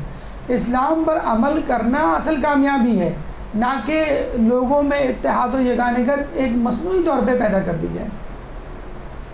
اب آئیے چاند رات جو ہم سب کی مرغوب محبوب چاند رات ہے. عید سے زیادہ لوگوں کو چاند رات کا انتظار ہوتا ہے. کب چاند رات آئے گی؟ تو چاند رات کے حوالے سے ہم بتا دیں کہ یہ فلسفہ شب ہے کیا، یعنی چاند رات کیوں مشہور ہو گئی عید سے زیادہ. کہا یہ جاتا ہے کہ حضرت عیسیٰ علیہ السلام کی ولادت 25 دسمبر کو تو ہوئی تھی، لیکن رات میں ہوئی تھی، آدھی رات کو. تو چنانچہ عیسائی جو ہیں وہ رات سے خوشیاں منانے شروع کر دیتے. اور یہ بھی کہا جاتا ہے عیسائیوں یہودیوں کا جو پرانا کیلنڈر ہے، عیسوی والا نہیں، اس کے علاوہ بھی ان کے اپنے مذاہب کے کیلنڈر ہیں، اس میں ان دن کی ابتدا رات سے ہوتی ہے. لیکن آپ کو یہ سن کر حیرت ہوگی کہ خود یہ ویکیپیڈیا پہ یہ فیکٹ موجود ہے کہ چاند رات صرف پاکستان، انڈیا اور بنگلہ دیش میں منائی جاتی ہے. عرب کنٹریز میں یا کہیں اور چاند رات نہیں منائی جاتی. کچھ لوگ کو بتلایا گیا تو انہوں نے کہا کہ سر آسٹریلیا میں منائی جاتی ہے چاند رات. ہم نے کہا جو کراچی سے لوگ گئے ہیں وہاں پر، وہ لوگ وہاں پہ چاند رات مناتے ہیں. تو چاند رات انہی 3 ملکوں میں ہے. اور کیوں ہے اس کا فلسفہ ہمیں سمجھ میں نہیں آتا، سوائے اس کے کہ ویسٹیج آف ٹائم ہے. صبح کی فجر کی نماز، نماز شب، خود نماز عید اور دیگر تمام عبادات کا ترک جو ہے وہ اس میں پوشیدہ ہے. ہم کیا کرتے ہیں چاند رات میں؟ شاپنگ. کوئی نہ کوئی چیز ضرور رہ جاتی ہے. یہ چیز رہ گئی تھی، یہ لینے جانا ہے، چاہے وہ رومال لینے کیوں نہ جانا ہو. یہ چیز رہ گئی تھی، یہ لینے جانا ہے. سوئیاں ہی لینے کیوں نہ جانا ہو، آپ جو ہے وہ بڑی مارکیٹ جائیں گے وہ سوئیوں کے پیکٹ کے لیے. مہندی، اس کے بارے میں فقہی مسائل آپ کو بخوبی جسے کہتے ہیں کہ آگاہ ہوں گے. مطلب جو لوگ بے حجابی یا حجاب ان کے لیے کوئی مسئلہ ہی نہیں ہے حجاب، تو وہ بڑے مزے سے جو ہے وہ مہندی کے اسٹال لگائے جاتے ہیں. ان مہندی جو ہے لگوانے جایا جاتا ہے. مردوں سے چوڑیاں پہنی جاتی ہیں، ایک جسے کہتے ہیں ایکسٹریم آف ڈیلائٹ جسے کہتے ہیں. ڈنر کیا جاتا ہے، رشتہ داروں سے عید کی رات ملا جاتا ہے. ملاقاتیں عید کی رات ہوتی ہیں. یعنی کراچی کے شاپنگ سینٹر ٹریفک جیم میں جسے کہتے ہیں کہ پھنسے ہوئے ہوتے ہیں. ایک صاحب رات کے 1:30 بجے جا رہے تھے کہیں. ہم نے پوچھا آپ کہاں جا رہے ہیں؟ کہنے لگے میں طارق روڈ جا رہا ہوں. میں نے کہا رات کے 1:30 بجے آپ طارق روڈ جا رہے ہیں؟ کہنے اس وقت رش کم ہوتا ہے. تو یہ حال ہے لوگوں کا. ابھی کراچی جو ہے وہ اپنے زخموں سے جسے کہتے ہیں ریکور ہوا ہے، لیکن لوگوں کی عیاشیاں اور سرور جو ہے وہ اپنے عروج پر ہے.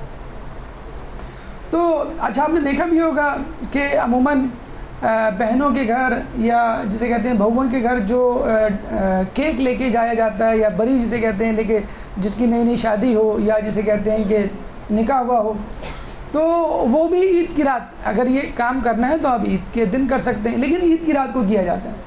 مطلب کیک بنایا جائے گا، فروٹ باسکٹ بنائی جائے گی، بوکے لیا جائے گا، مہندی لگائی، سارے کام عید کی رات کو کہ چاند نکلے تو ہم نکلیں، باہر نکلیں. اور جسے کہتے ہیں کہ پوری رات جو ہے وہ سیر سپاٹے اور جسے کہتے ہیں گھومنے پھرنے میں گزار دیا جاتا ہے. اب مجھے بتائیں عید کے لیے آپ کے پاس کیا انرجی باقی رہے گی؟ مطلب جو کام عیسائی کرسمس منا کر رہے ہیں، انہی لوگوں سے بدعت اس مستعار لی ہوئی ہے جو اب گناہ کا روپ دھار چکی ہے. وہی کام آپ عید کے دن کر سکتے ہیں جس میں آپ پروردگار عالم کو بھی خوش کر سکتے ہیں اور اپنے طور پہ بھی خوش ہو سکتے ہیں. الہی چاند رات کیا ہے؟ یہ تو ہماری چاند رات ہیں. اللہ کا رسول فرما رہا ہے کہ یہ رات مرتبے میں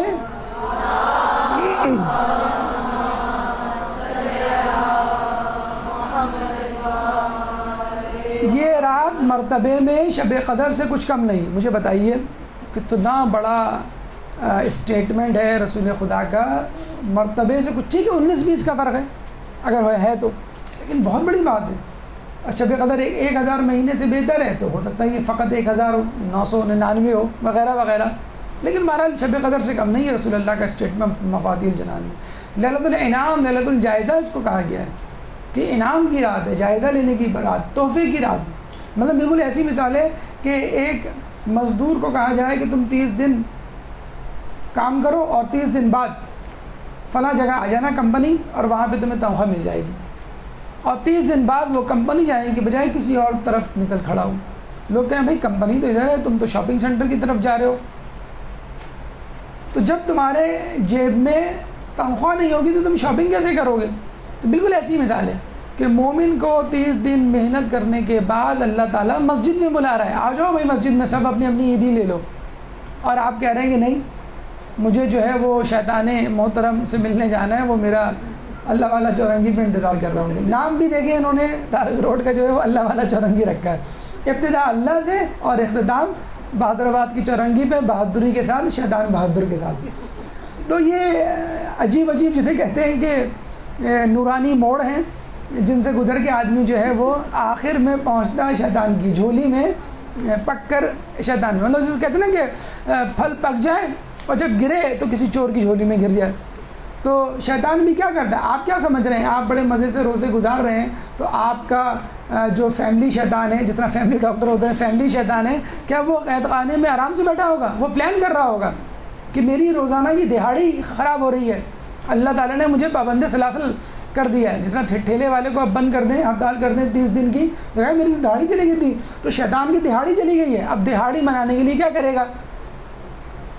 ایک آدمی کی جیب کاٹتا تھا شیطان روزانہ 50 روپے کے لیے.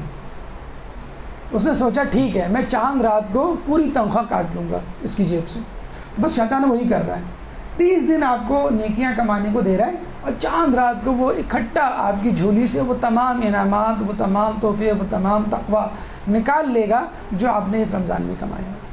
تو ہم بڑے مزے سے رمضان میں نیکی کما رہے ہوتے ہیں اور پورا کا پورا جسے کہتے ہیں پارسل بنا کے، ایک بری بنا کے فروٹ کا ٹوکرا اور مٹھائی سمیت وہ شیطان کو پیش کر دیتے کہ یہ ہم نے کمایا ہے آپ کے لیے، لیٹس انجوائے. تو خدا کے لیے آپ کو چاند رات کی بجائے الہی چاند رات گزارنی چاہیے. الہی چاند رات کے کیا تقاضے ہیں؟ نمبر 1 غسل کیجئے غروب آفتاب کے وقت. نمبر 2 شب بیداری میں گزاریے. مسجد میں شب بیداری کا اسپیشلی کہا گیا ہے. دعا، نماز، استغفار، طلب حاجات. تکبیریں پڑھیے مغرب کی نماز کے بعد، عشاء کی نماز کے بعد، فجر کی نماز کے بعد، نماز عید کے بعد. اللہ اکبر اللہ اکبر لا الہ الا اللہ واللہ اکبر اللہ اکبر وللہ الحمد الحمد للہ علی ما ہدانا ولہ الشکر علی ما اولانا. کہ اللہ سب سے بڑا ہے، اللہ سب سے بڑا ہے، کوئی شریک نہیں سوائے اللہ کے، اور اللہ سب سے بڑا ہے، اللہ سب سے بڑا ہے. ہم شکر کرتے ہیں اللہ تعالیٰ کہ اس نے ہمیں ہدایت دی، اور ہم شکر کرتے ہیں کہ اس نے جو کچھ ہمیں دیا. یہ تکبیریں ہیں جو آپ کی زبان پر جاری رہنی چاہیے نمازوں کے بعد، نماز عیدین میں. اس کے بعد ایک دعا ہے بعد نماز مغرب، وہ آپ کو مفاتیح میں مل جائے گی. شروع کے جو الفاظ ہیں یا ظلمن میں، سجدے میں جا کر اس کے بعد دعا پڑھنے کے بعد 100 مرتبہ اتوب الی اللہ پڑھنا ہے. 5واں جو عمل ہے وہ زیارت امام حسین ہے. 5ویں زیارت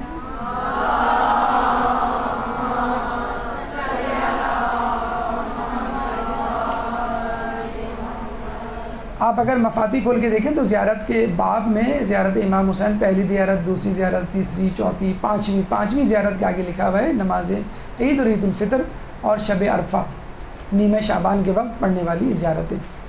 یہ وہ زیارت ہے جو نیمہ شعبان، شب عید، شب عرفہ پڑھی جاتی ہے. کہتے ہیں کہ اس زیارت کو پڑھ کے انسان 1000 حج، 1000 عمرہ اور جو حاجت طلب کرتا ہے وہ اس کی پوری ہوتی ہے.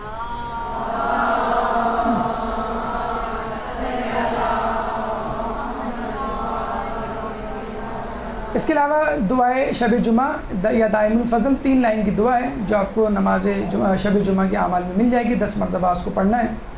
10 رکعت نماز ہے جو ماہ رمضان میں آخری شب کے اعمال میں پڑھی جاتی ہے. 2 رکعت نماز یہ خصوصی طور پر اس کی بڑی تاکید ہے اور مساجد میں خاص طور پہ اس کا اہتمام کیا جاتا ہے. آپ نے بھی پڑھی ہوگی. پہلی رکعت میں 1000 مرتبہ یا 100 مرتبہ سورہ توحید. 1000 مرتبہ سن کر لوگوں کا جو بلڈ پریشر لو ہو جاتا ہے، فینٹ ہو جاتے ہیں. 1000 مرتبہ، اور کہیں آیا ہے 100 مرتبہ. جس اسپیڈ سے انسان مصروف ہوتا جا رہا ہے اور جس انہماک سے چاند رات منائی جا رہی ہے تو وہ آئندہ چند سالوں میں سورہ توحید 100 سے سکڑ کر 10 اور 1 رہ جائے گی. بہرحال روایتوں میں جو آیا ہے وہ 1000 اور 100 کا حصہ آیا ہے. دوسری رکعت میں فقط 1 ہی مرتبہ سورہ توحید ہے. بعد نماز سجدے میں جا کر 200 مرتبہ اتوبوا الی اللہ، اور اس کے بعد ایک چھوٹی سی دعا ہے یا ذا المن والجود.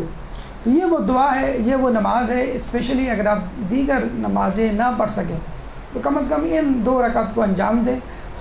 1000 مرتبہ نہ پڑھ سکیں تو 100 مرتبہ، 100 مرتبہ نہ پڑھ سکیں تو کم از کم 10 مرتبہ.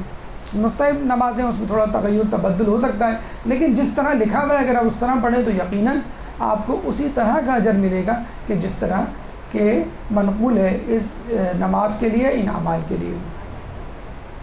تو اس نماز کو ضرور پڑھیے گا۔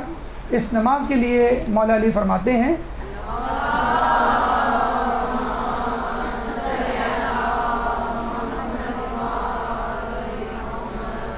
اس خدا کے حق کی قسم جس کے قبضہ قدرت میں میری جان ہے، جو بھی شخص یہ نماز پڑھ کر خدا سے اپنی کوئی حاجت طلب کرے گا تو وہ یقیناً پوری ہوگی، اور اس کے گناہ اگر ریت کے ذرات کے برابر ہوں تو بھی معاف کر دیے جائیں گے۔ کتنا بڑا اجر ہے!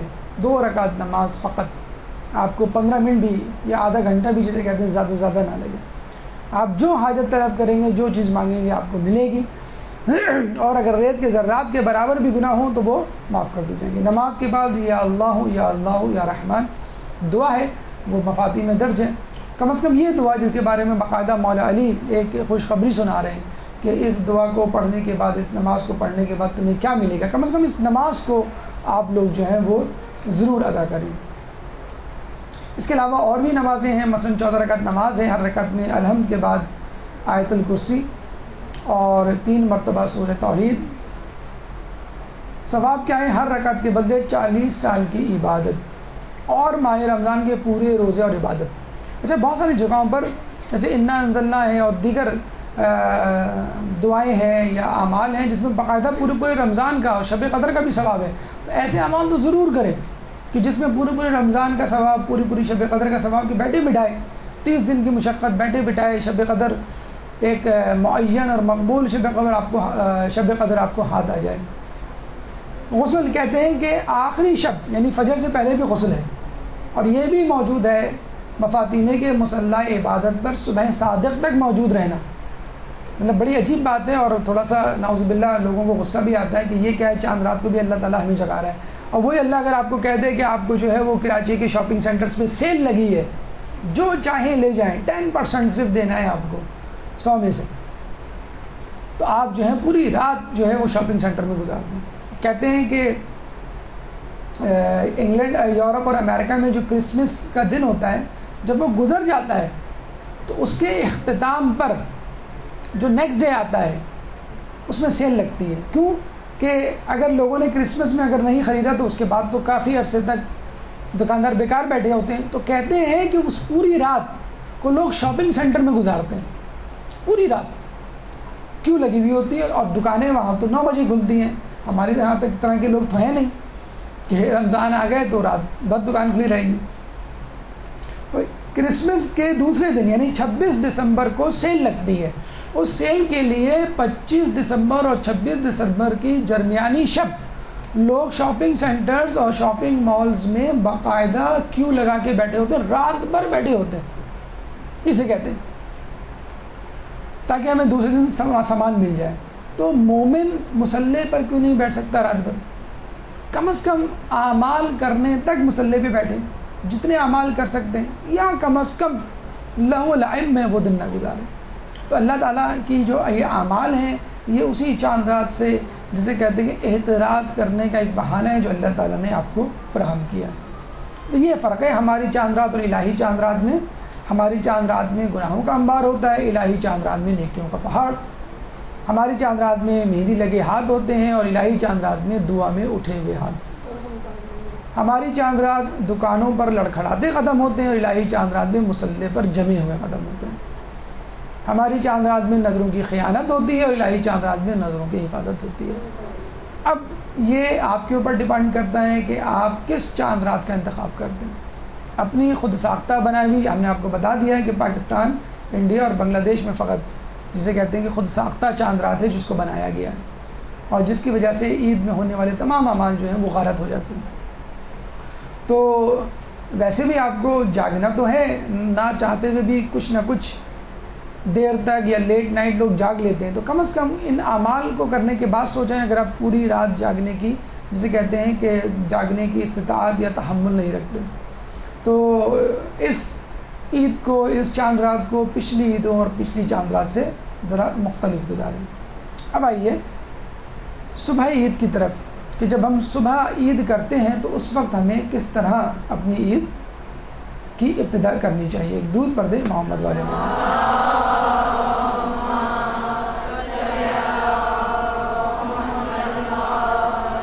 ہماری گفتگو کا چوتھا مرحلہ دیکھیے، عید کا دن بھی اعمال سے شروع ہوتا ہے. لیکن یہ ایک عجیب بات ہے کہ اوروں کے ہاں غیر اسلام میں تہوار کے دن مادر پدر اعزاز ہوتا ہے، قوانین اور اصول کو ایک طرف ڈال دیتا ہے، اخلاقیات کو لات مار دیتا ہے، اور شیطان کا پجاری، شیطان کا چیلا بن کر زندگی وہ دن گزارتا ہے. یہ بھی اللہ تعالیٰ عید کے دن، تہوار کے دن، خوشی کے دن بہت زیادہ اس بات کی طلب کرتا ہے، تاکید کرتا ہے کہ تم مجھ کو یاد رکھ. کیوں؟ دیکھیں، ایک فطری بات ہے، غم میں خدا ضرور یاد آتا ہے، ضرور یاد آتا ہے. امام جعفر صادق علیہ السلام کے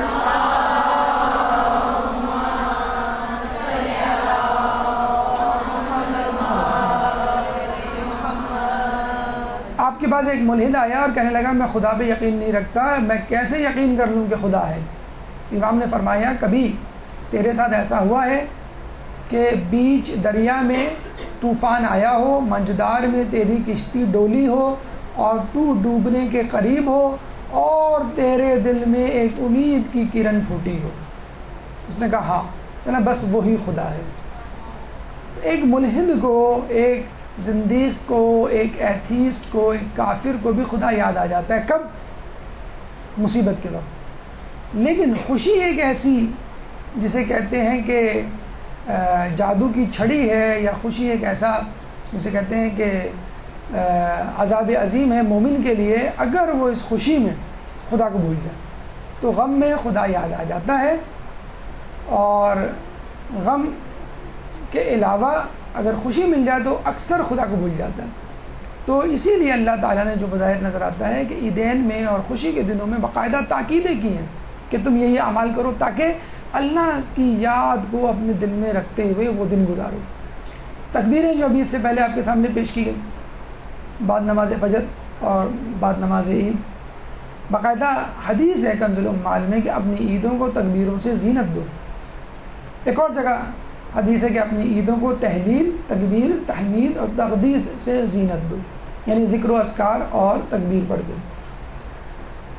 نمبر 2، دعا بعد نماز فجر اور بعد نماز عید دونوں موقع پر پڑھی جا سکتی ہے. اللہم انی توجہت الیک بمحمد امامی، یہ آپ کو مفاتیح میں مل جائے گی. ابتدائی جملہ ہے. فطرہ دیا جاتا ہے، اس کی تفصیل آپ فقہی مسائل میں سن ہی چکے ہوں گے. کہتے ہیں ابھی اس وقت ڈاکٹر عابد کا لیکچر جاری ہے، اس میں تفصیل بتائی جا رہی ہے، تو اس میں آپ لے کے آپ سن لیے گا. بہرحال 3 کلو کے قریب قیمت آپ کو ادا کرنی ہے کسی غریب مستحق کو. جو اناج آپ کھاتے ہیں، کھجور ہے، آٹا ہے، چاول ہے وغیرہ، قیمت، اور گھر کا کفیل دے گا جو لوگ اس کے انڈر کفالت دیں. اچھا، کہتے یہ ہیں کہ سورہ اعلیٰ میں جو قد افلح من تزکیٰ ہے، اس کا ایک ترجمہ تو یہ ہے کہ کامیاب ہوا وہ شخص جس نے تزکیہ نفس کیا. کچھ مفسرین اس کا یہ بھی ترجمہ بدلاتے ہیں، کامیاب ہوا وہ شخص جس نے فطرہ یا زکوٰۃ ادا کی، تزکیہ یعنی زکوٰۃ ادا کی، یعنی فطرہ زکوٰۃ کا ایک جز، ایک صورت. تو یہ بھی ہے، اسی لیے اس کو عید الفطر بھی کہا جاتا ہے کچھ علماء کے نزدیک. غسل طلوع فجر سے لے کے نماز عید کی طرف 3 غسل ہو گئے آپ کے، ابتدائی شب میں، انتہائی شب میں، اور طلوع فجر سے نماز عید کے درمیان، عید سے پہلے. اور دوران غسل آپ کو اللہم ایمانہم ایک دعا ہے، اور بعد از غسل اللہم اجعلہ ایک اور دعا ہے، وہ پڑھنی ہے. عمدہ لباس پہنیے، خوشبو لگائیے. یہ وہ 5واں عمل ہے جس کے لیے پورا رمضان اور چاند رات تباہ کی جاتی ہے. دیکھیں، لکھا ہوا یہ نہیں ہے کہ نیا لباس، نئے لباس کی بھی تاکید نہیں ہے، اور ہم واجب سمجھتے ہیں لوگوں کو اعمال نماز عید یا اعمال نماز شب عید کہا جائے تو وہ کہتے ہیں واجب نہیں ہے. تو کیا عید کا جوڑا خریدنا واجب ہے؟ وہ بھی واجب نہیں ہے. بس اچھے کپڑے، عمدے کپڑے جو عموماً آپ جو کبھی کبھی پہنتے ہوں، آنے جاتے کے وقت پہنتے ہوں، کسی اچھے موقع پر پہنتے ہوں، اس کے لیے اس پر پورا زور ہے. مطلب آپ لوگوں سے پوچھیں کہ عید پہ کیا کرنا چاہیے، تو پہلا لفظ جو اس کے منہ سے نکلے گا جملہ کہ عید پہ نئے کپڑے پہننے چاہیے، عیدی لینی چاہیے. دوسرا عمل، اور یہ جو 10 اعمال ہیں، 12 اعمال ہیں، وہ انسان کو یاد نہیں رہتے. افطار کے وقت نہیں کرنی ہے. افطار اصل میں عربی کا لفظ ہے. افطار کا مطلب ہے کچھ کھانا پینا. ہم نے یہ سمجھ لیا افطار کا مطلب ہے مغرب کے وقت کھانا پینا. افطار کا مطلب ہے کچھ کھانا پینا. تاکید کی گئی ہے کہ عید کی نماز سے پہلے کچھ کھاؤ. اب دیکھیے عجیب و غریب فلسفہ ہے. ایک دن پہلے 24 گھنٹے پہلے آپ اس وقت نہیں کھاتے تھے. مثلا کل عید ہے, اس وقت آپ کھا رہے ہوں گے, اور آج روزہ ہے, اس وقت آپ نہیں کھا رہے. تو آدمی کچھ دیر کے لیے سوچتا ہے کہ یہ کیا حماقت ہے کہ ایک دن پہلے کہا گیا نہیں کھاؤ, اب کہا گیا مجھے 30 دن عادت میری بنوائی گئی کہ تمہیں دن میں نہیں کھانا ہے, اور 30 دن کے بعد جو دن آیا اس میں کہا جا رہا ہے کہ حرام ہے روزہ رکھنا, کھاؤ. تو اب آپ یہ کہہ سکتے ہیں کہ بھائی بھوکا رہنے کی عادت میں نے ڈیولپ کی تھی, وہ ڈیولپ ہو گئی الحمدللہ, اب میں روزہ رکھوں گا. نہیں, حرام ہے روزہ رکھنا. تو کیا میسیج ہے؟ اللہ تعالیٰ کیا کروانا چاہ رہا ہے؟ اللہ تعالیٰ اپنی اطاعت کروانا چاہ رہا ہے. جب وہ کہے کھاؤ کھا لو, جب وہ کہے رک جاؤ تو رک جاؤ, جب وہ کہے کہ روزہ رکھو واجب ہے روزہ رکھے, واجب ہے ادا کیجیے. جب وہ کہے کہ نہیں اب کھا لو روزہ رکھنا حرام ہے تو کھا لیں, حرام سے بچ جائیں. عادت اگر آپ نے بنا لی اور آپ یہ کہیں کہ میری عادت بن چکی ہے, اب میں نہیں کھاؤں گا دن میں, 30 دن میں میری عادت پختہ ہو گئی ہے, تو اس کا مطلب کیا ہوا؟ آپ اپنی عادت کے غلام بن گئے. پہلے نفس کے غلام تھے, اب آپ اپنی عادت کے غلام بن گئے. تو آپ کو نہ نفس کا غلام بننا ہے نہ عادت کا, آپ کو اللہ کا غلام بننا ہے, عبداللہ بننا ہے کہ جو وہ کہے وہ کرے, چاہے اس کی عادت بن چکی ہو یا نہ بن چکی ہو. اس کے بعد افطار کب کرنی ہے؟ عید کی نماز سے پہلے. یہ بھی نہیں کہ بھئی اب تو موڈ نہیں ہو رہا اور تھوڑی دیر بعد جب بھوک لگی ہے تو کھا لوں گا, نہیں. عید کی نماز جانے سے پہلے میٹھی چیز, کھجور یا میٹھی چیز سے تو آپ کو اطاعت کرنی ہے, نہ کہ عادت اپنانی ہے. اگر آپ پڑھ سکیں تو ایک اور جو مسئلہ ہے وہ ہے عمل ہے, وہ ہے دعا ابو حمزہ سمالی, امام محمد باقر علیہ السلام سے منقول.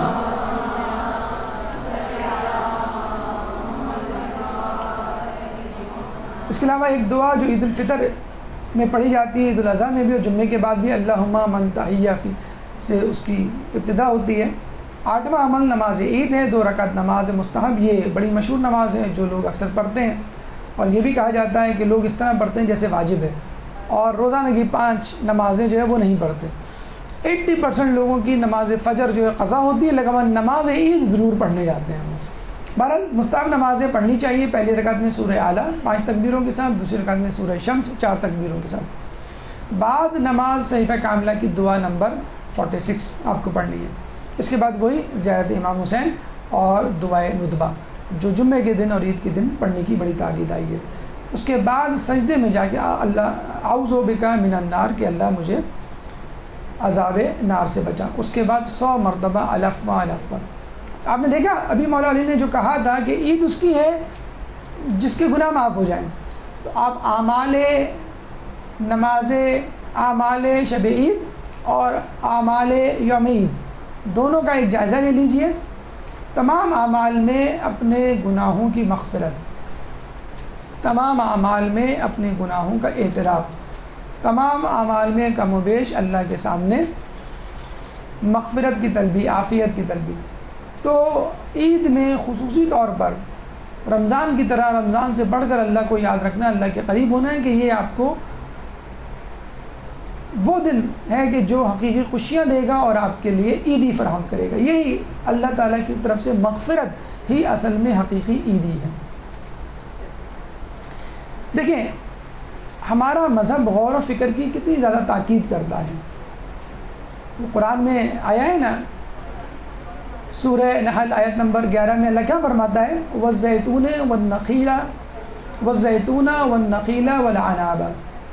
غور و فکر کی دعوت دیتا ہے کس پر؟ زیتون پر, نخیل نخلا کھجور پر, عناب اور انگور پر, ومن کل الثمرات اور تمام پھلوں پر, ان فی ذلک لآیات لقوم یتفکرون کہ وہ آیات ہیں تم غور کرو ان آیات پر.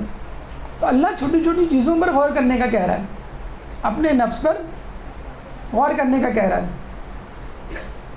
تو اسی طرح جب آپ نماز عید کے لیے نکلتے ہیں تو مولا علی فرماتے ہیں کہ غور کرو. وہ فرماتے ہیں کہ اے لوگوں یہ وہ دن ہے کہ جب نیک لوگوں کو نوازا جاتا ہے اور بدکار ناکام ہوتے ہیں. یہ دن اس دن کی طرح ہے کہ جب تم اللہ کے سامنے کھڑے ہو گئے. پھر فرماتے ہیں اب غور و فکر کرو. کیسے غور و فکر کرو؟ یعنی جب تم اپنے گھروں سے اپنی عبادت گاہوں کی طرف نکلو تو اس دن کو یاد کرو کہ جب تم قبروں سے نکل کر اپنے اللہ کے حضور پیش کیے جاؤ گے. جب ہم نماز عید کے لیے نکلے تو یہ سوچیں. اس کے بعد جب تم اپنی عبادت کی جگہ کھڑے ہو اس وقت کو یاد کرو کہ جب تم اپنے خدا کے سامنے کھڑے ہو گے روز محشر کے دن, قیامت کے دن, جب تمہارا نام اعمال تمہارے ہاتھ میں دیا جائے گا.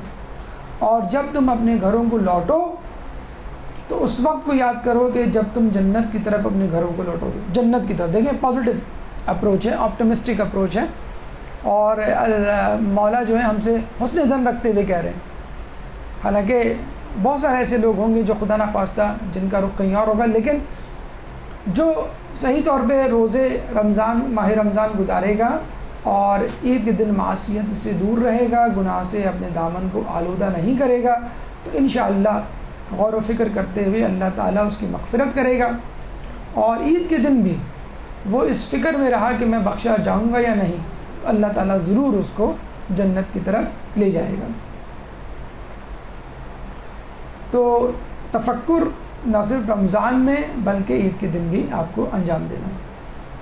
پھر اس کے بعد فرماتے ہیں, اسی روایت کو آگے بڑھاتے ہیں, مولا فرماتے ہیں اے اللہ کے بندوں, کم از کم انعام مردوں اور عورتوں کے لیے جنہوں نے ماہ رمضان میں روزہ رکھا وہ یہ ہے کہ ایک فرشتہ ماہ رمضان کے آخری دن یہ کہے گا اے اللہ کے بندے خوشی مناؤ کہ تمہارے تمام پچھلے گناہ معاف کر دیے گئے ہیں, آئندہ کے لیے خیال رکھنا کہ کیا کرتے ہو.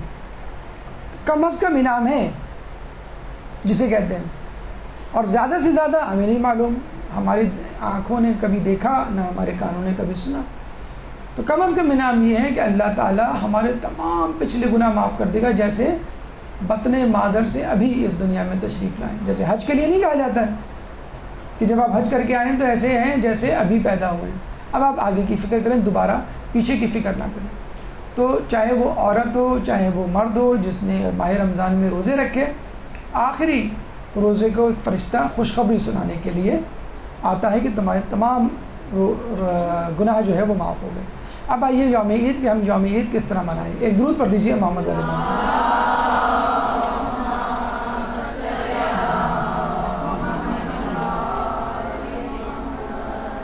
دیکھیں عید کے دن جیسے ہم نے بتلایا ہے کہ ہمارے یہاں لہو و لعب, چھیڑ چھاڑ, مذاق, اہانت, تحقیر, جیسے رمضان میں ہم ایک دوسرے کا ادب و احترام کر رہے ہوتے ہیں, عید کے دن ایک دوسرے کو ستا رہے ہوتے ہیں, تنگ کر رہے ہوتے ہیں, اہانت کر رہے ہوتے ہیں, حقارت سے دیکھ رہے ہوتے ہیں. تو مفاتیح میں کیا دعا ہے ابھی آپ جب پڑھیں گے تو ترجمے میں آپ پڑھیے گا تو آپ کو پتہ چلے گا وَلَا تَقْطَعْ يَوْمَكَ هَٰذَا بِاللَّعْبِ وَالْأَعْمَالِ, کہ اپنے اس دن کو قطع نہ کرو, برباد نہ کرو لہو لعب کی محفلوں یا اعمال سے.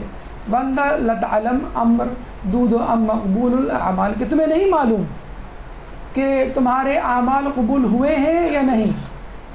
فَإِنْ رَجَوْتَ الْقَبُولَ فَقَابِلَ ذَلِكَ بِالشُّكْرِ الْجَمِيلِ, اگر تمہارے اعمال قبول ہوئے ہیں تو شکر جمیل کرو. وَإِنْ خِفْتَ الرَّدَّ فَكُنْ أَسِيرَ الْحُزْنِ الطَّوِيلِ, اور اگر تمہیں یہ خوف ہے کہ تمہارے اعمال رد ہو گئے ہیں تو پھر ایک طویل حزن, طویل غم کے لیے تیار ہو جاؤ. تو کتنی واضح طور پہ ہدایت ہے کہ اپنے اعمال کو لہو و لعب میں برباد نہ کرو, کیونکہ تمہیں نہیں معلوم کہ تمہارے اعمال مقبول ہوئے ہیں یا رد ہوئے ہیں. دو صورتیں ہیں, یا تو اعمال مقبول ہوئے ہوں گے یا رد ہوئے ہوں گے. اور اگر مقبول ہوئے ہوں گے تو شکر کرو, عید کا پورا دن شکر میں گزرنا چاہیے, اور اگر مقبول نہیں ہوئے تو عید کا پورا دن ڈر خوف میں گزرنا چاہیے. تو دونوں صورتوں میں لہو و لعب اور گناہ سے دور رہو. ایک دفعہ عید کے دن امام حسن مجتبی علیہ السلام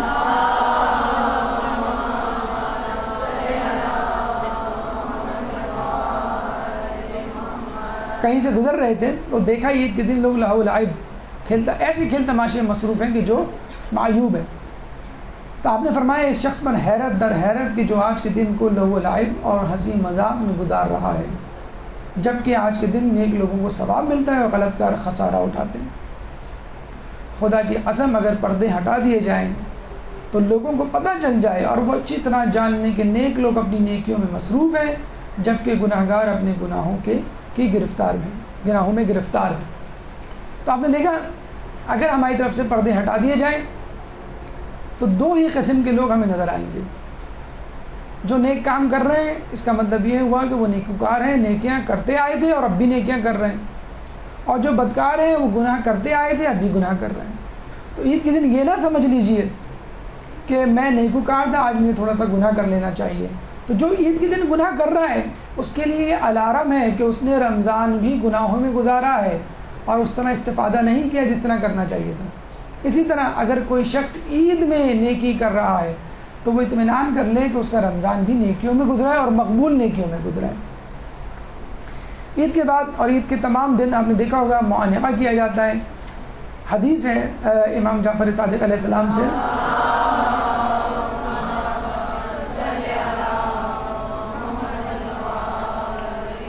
کہ مقیم کے لیے مسافہ ہے, مسافر کے لیے معانقہ. ضروری نہیں کہ عید کے دن ہی معانقہ کیا جائے, گلے ملا جائے, عید کے علاوہ بھی مل سکتے ہیں, اہم تہواروں پہ مل سکتے ہیں. لیکن بڑی عجیب حدیث, کتنی اچھی خوشخبری ہے ہمارے لیے. جب دو مومن آپس میں معانقہ کرتے ہیں تو اللہ کی رحمت انہیں ڈھانپ لیتی ہے. ان سے کہا جاتا ہے کہ تمہارے سابقہ گناہ معاف ہو گئے, اب نئے اعمال بجا لاؤ. فقط اللہ کی خوشنودی کے لیے گلے ملنا, عید کے علاوہ بھی گلے مل سکتے ہیں. ہم یہاں کیا کہتے ہیں, ارے بھائی بڑی لمبی لائن لگی ہوئی ہے, بعد میں آگے مل لیں گے, یہ ابھی فرصت نہیں ہے. اکثر لوگ گلے ملتے ہوئے, ارے بھائی کتنے لوگ جو ہیں وہ ان سے میں گلے مل چکا ہوں, کمر میری ٹوٹ چکی ہے, یار ہاتھ ملا لو بعد میں گلے. مطلب اس طرح نعوذ باللہ مذاق اڑایا جاتا ہے گلے ملنے کا, اور کتنا بڑا اللہ تعالیٰ اجر دے رہا ہے. فقط اور یہ کوئی مشکل کام بھی نہیں ہے. عید کے دن تو ہر کسی کو آپ کو گلے لگانا ہے. مطلب گھر میں جو کام کرنے والا ہے اس کو بھی آپ گلے لگاتے ہیں, گھر جو امام بار کا چوکیدار ہے اس سے بھی آپ گلے مل رہے ہوتے ہیں. عید کے دن تو تخصیص نہیں ہوتی ہے کہ آپ کو کسی صرف جو ہے وہ اپنے کام کے لوگوں سے ملنا ہے اور دوسرے لوگوں سے, ہر کسی سے گلے مل رہا ہوتا ہے. نیت خالص کر لیں, 10 لوگوں سے گلے ملے, 10 مرتبہ آپ کے گناہ معاف ہوئے, 10 مرتبہ اللہ کی رحمت نے آپ کو ڈھانپا. کتنا بڑا اجر ہے. فقط اپنی نیت کو خالص کر لیں, معانقہ کر کے بے حساب جو ہے وہ نیکیاں کمائیں. عیدی کہتے ہیں کہ ابراہیم علیہ السلام کو جب اللہ تعالی نے نار نمرود سے نکالا تو کہا اگر میں تمہیں آتش نمرود کی بجائے فقر و فاقہ کی مصیبت آزمائش میں ڈالتا اور صبر کا موقع نہ دیتا, تو ابراہیم نے کیا کہا, اے اللہ آتش نمرود میرے لیے زیادہ بہتر ہے بنسبت فقر و فاقے کے. اتنی بری چیز ہے فقر و فاقہ. مولا فرماتے ہیں القبر خیر من الفقر, یعنی فقر سے بہتر یہ ہے کہ انسان قبر میں چلا جائے. اتنی بری, اتنی خطرناک چیز ہے فقر. عید پہ لوگوں کو اپنی غربت کا احساس ہوتا ہے. بڑے افسوس کے ساتھ کہنا پڑتا ہے عید, سالگرہیں, شادی بیاہ, اس طرح کے تہوار کے جس میں انسان کو نمود و نمائش کا موقع ملتا ہے, تو نمود و نمائش کرنے والے خوب دکھاوا کرتے ہیں, اور اس سے ہوتا کیا ہے, وہ خود تو غرور اور گھمنڈ میں مبتلا ہوتے ہیں اور گناہ کماتے ہیں, لیکن سامنے والے کو ایک کمپلیکس میں, ایک شرمندگی میں مبتلا کر دیتے ہیں.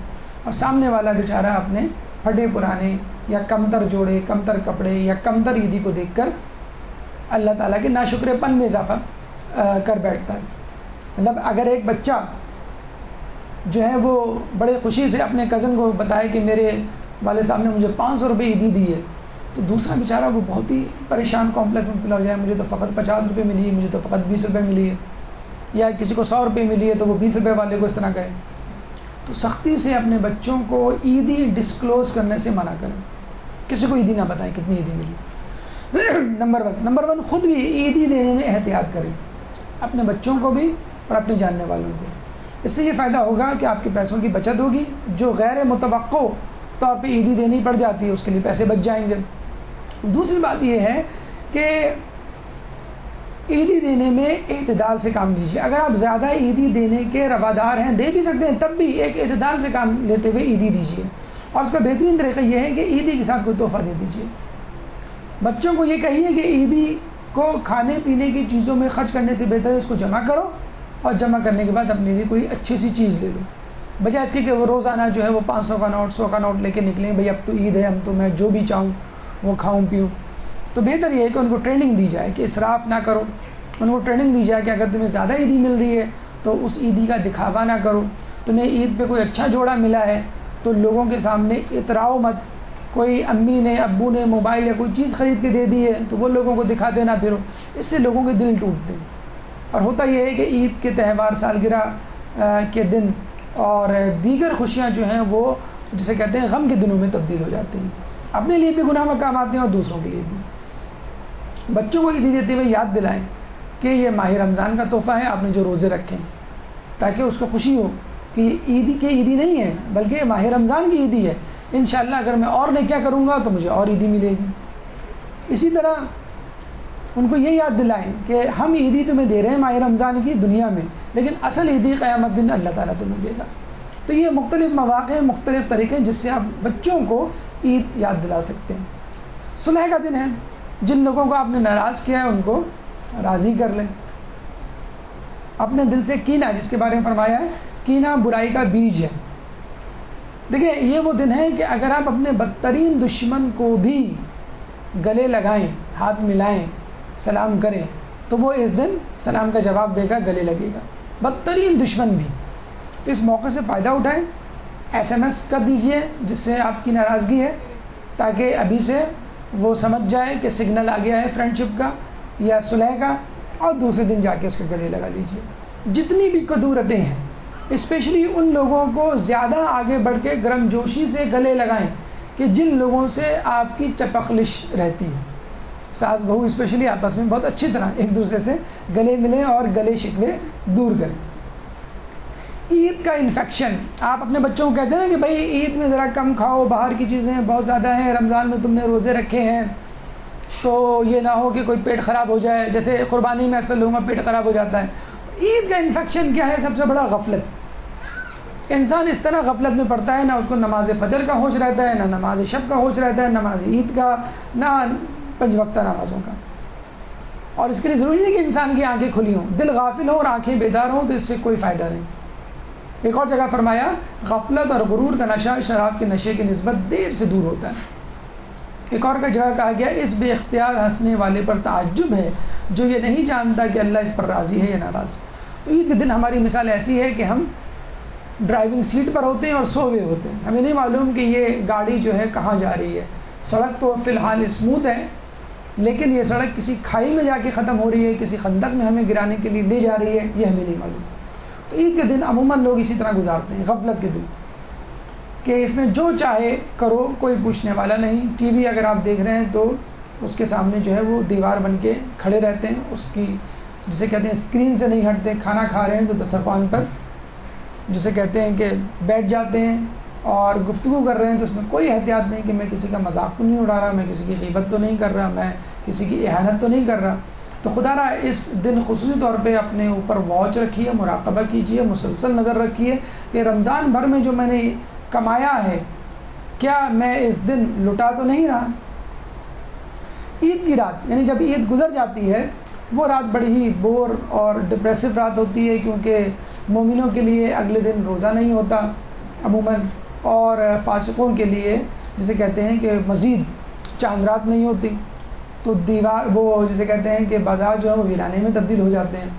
لیکن کوشش کیجئے کہ عید کی رات یہ عزم کر کے سوئیں کہ کل سے میرا دن آ گیا ہے کہ میں رمضان میں حاصل کی گئی ٹریننگ کو اپلائی کروں. یہ نہ ہو کہ وہ لوٹ کے بدھو گھر کو آئے کہ نہ آپ کو سحری کی فکر، نہ آپ کو فجر کی فکر، نہ چھٹی جسے کہتے ہیں فقط چھٹی کے لیے. ہمارے ماشاءاللہ ہماری گورنمنٹ نے بھی 2 مزید چھٹیوں کا اعلان کر دیا. تو جہاں پہ ویسے ہی ہڑتالوں اور دیگر آفات کی وجہ سے چھٹیاں ہوتی ہیں، اور حکومت نے مزید 2 دن کی چھٹی کا اعلان کر کے اس پہ مہر ثبت کر دی ہے کہ ہم جیسا ریلیکس اور ترقی یافتہ ملک نہیں کہ جس کو مزید کام کی ضرورت نہیں. تو کوشش کیجئے کہ وہی شیطانی روٹین دوبارہ آپ کے زندگی میں داخل نہ ہو جائے. عید کے بعد کی زندگی رسول فرماتے ہیں کہ خسارے میں ہے وہ شخص جس کے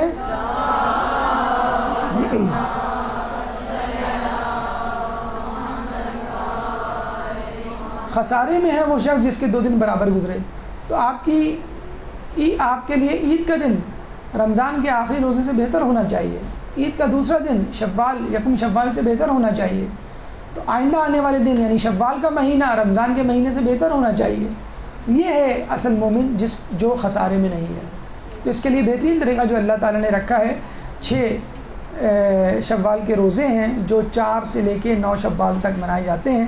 بدھ کو متوقع ہے عید، جمعرات، جمعہ۔ ہفتے سے اگر آپ شروع کرنا چاہیں تو کر لیں، 2 دن آپ کو ویسے ہی ایکسٹرا چھٹی کے مل جائیں گے، اور کوشش کریں کہ یہ 6 دن رکھیں۔ اور نافلہ روزوں کے بارے میں ہم بتلا چکے ہیں کہ نافلہ روزے واجب روزوں میں ہونے والی کمی کو دور کرتے ہیں، بالکل اسی طرح جس طرح نافلہ نمازیں واجب نمازوں میں کوتاہی کو دور کرتے ہیں، روایت کا مفہوم ہے۔ تو کوشش کریں کہ ماہ شوال کو ماہ رمضان سے زیادہ بہتر طور پہ گزاریں۔ ماہ شوال میں جو مستحبات انجام دے سکتے ہیں اس کو انجام دیجیے۔ رمضان میں جو آپ کو فجر کی نماز شب کی عادت پڑی تھی اس کو انجام دیجیے۔ ماہ رمضان میں جو آپ کو کم کھانے کی، دوپہر کا کھانا نہ کھانے کی یا روزہ رکھنے کی جو عادت پڑی تھی اس روزہ رکھنے کی عادت کو کنٹینیو کریں۔ شب بیداری کی جو عادت پڑی تھی کوشش کریں چند اعمال اگر شوال میں اس کے بعد آئیں تو اس کو بھی رکھنے کی کوشش کریں۔ ایک اہم بات آپ سے یہاں پہ کرنا چاہیں گے کہ اکثر لوگ یہ سوچتے ہیں کہ عید الفطر و عید الاضحیٰ میں وہ خوشی کیوں نہیں محسوس ہوتی جو ہونی چاہیے۔ کہتے ہیں کہ جب کربلا کا لٹا پٹا قافلہ بازار شام سے گزر رہا تھا تو راہ شام میں حاطب غیبی کی ایک صدا آئی کہ پروردگار اس قوم کو صحیح عید الفطر اور عید الاضحیٰ کی توفیق نہ دے کہ جس نے فرزند رسول کے قتل ہی کو عید بنا لیا تھا۔ تو عید کے دن ان لوگوں سے براءت کا اظہار کریں کہ جو دشمنان اہل بیت ہیں یا جو لوگ کربلا کے واقعے پہ خوش ہوئے، اور اپنے آپ کو محبان اہل بیت میں شامل کیجیے۔ اس کا طریقہ ہی یہ ہے کہ اپنے آپ کو معصیت سے، گناہوں سے دور رکھیں۔ اللہ تعالیٰ سے دعا ہے کہ ہمیں یکم شوال اسی طرح گزارنے کی توفیق عطا فرمائے جس طرح ہم نے رمضان کا آخری روزہ گزارا، اور رمضان کے بعد بھی ہمارے نیکیوں کے تسلسل کو جاری فرمائے۔ اگر اس موضوع سے متعلق آپ کے ذہن میں کوئی سوال ہے تو آپ سوال کر سکتے ہیں۔ قبل از سوالات بھرپور صلوات۔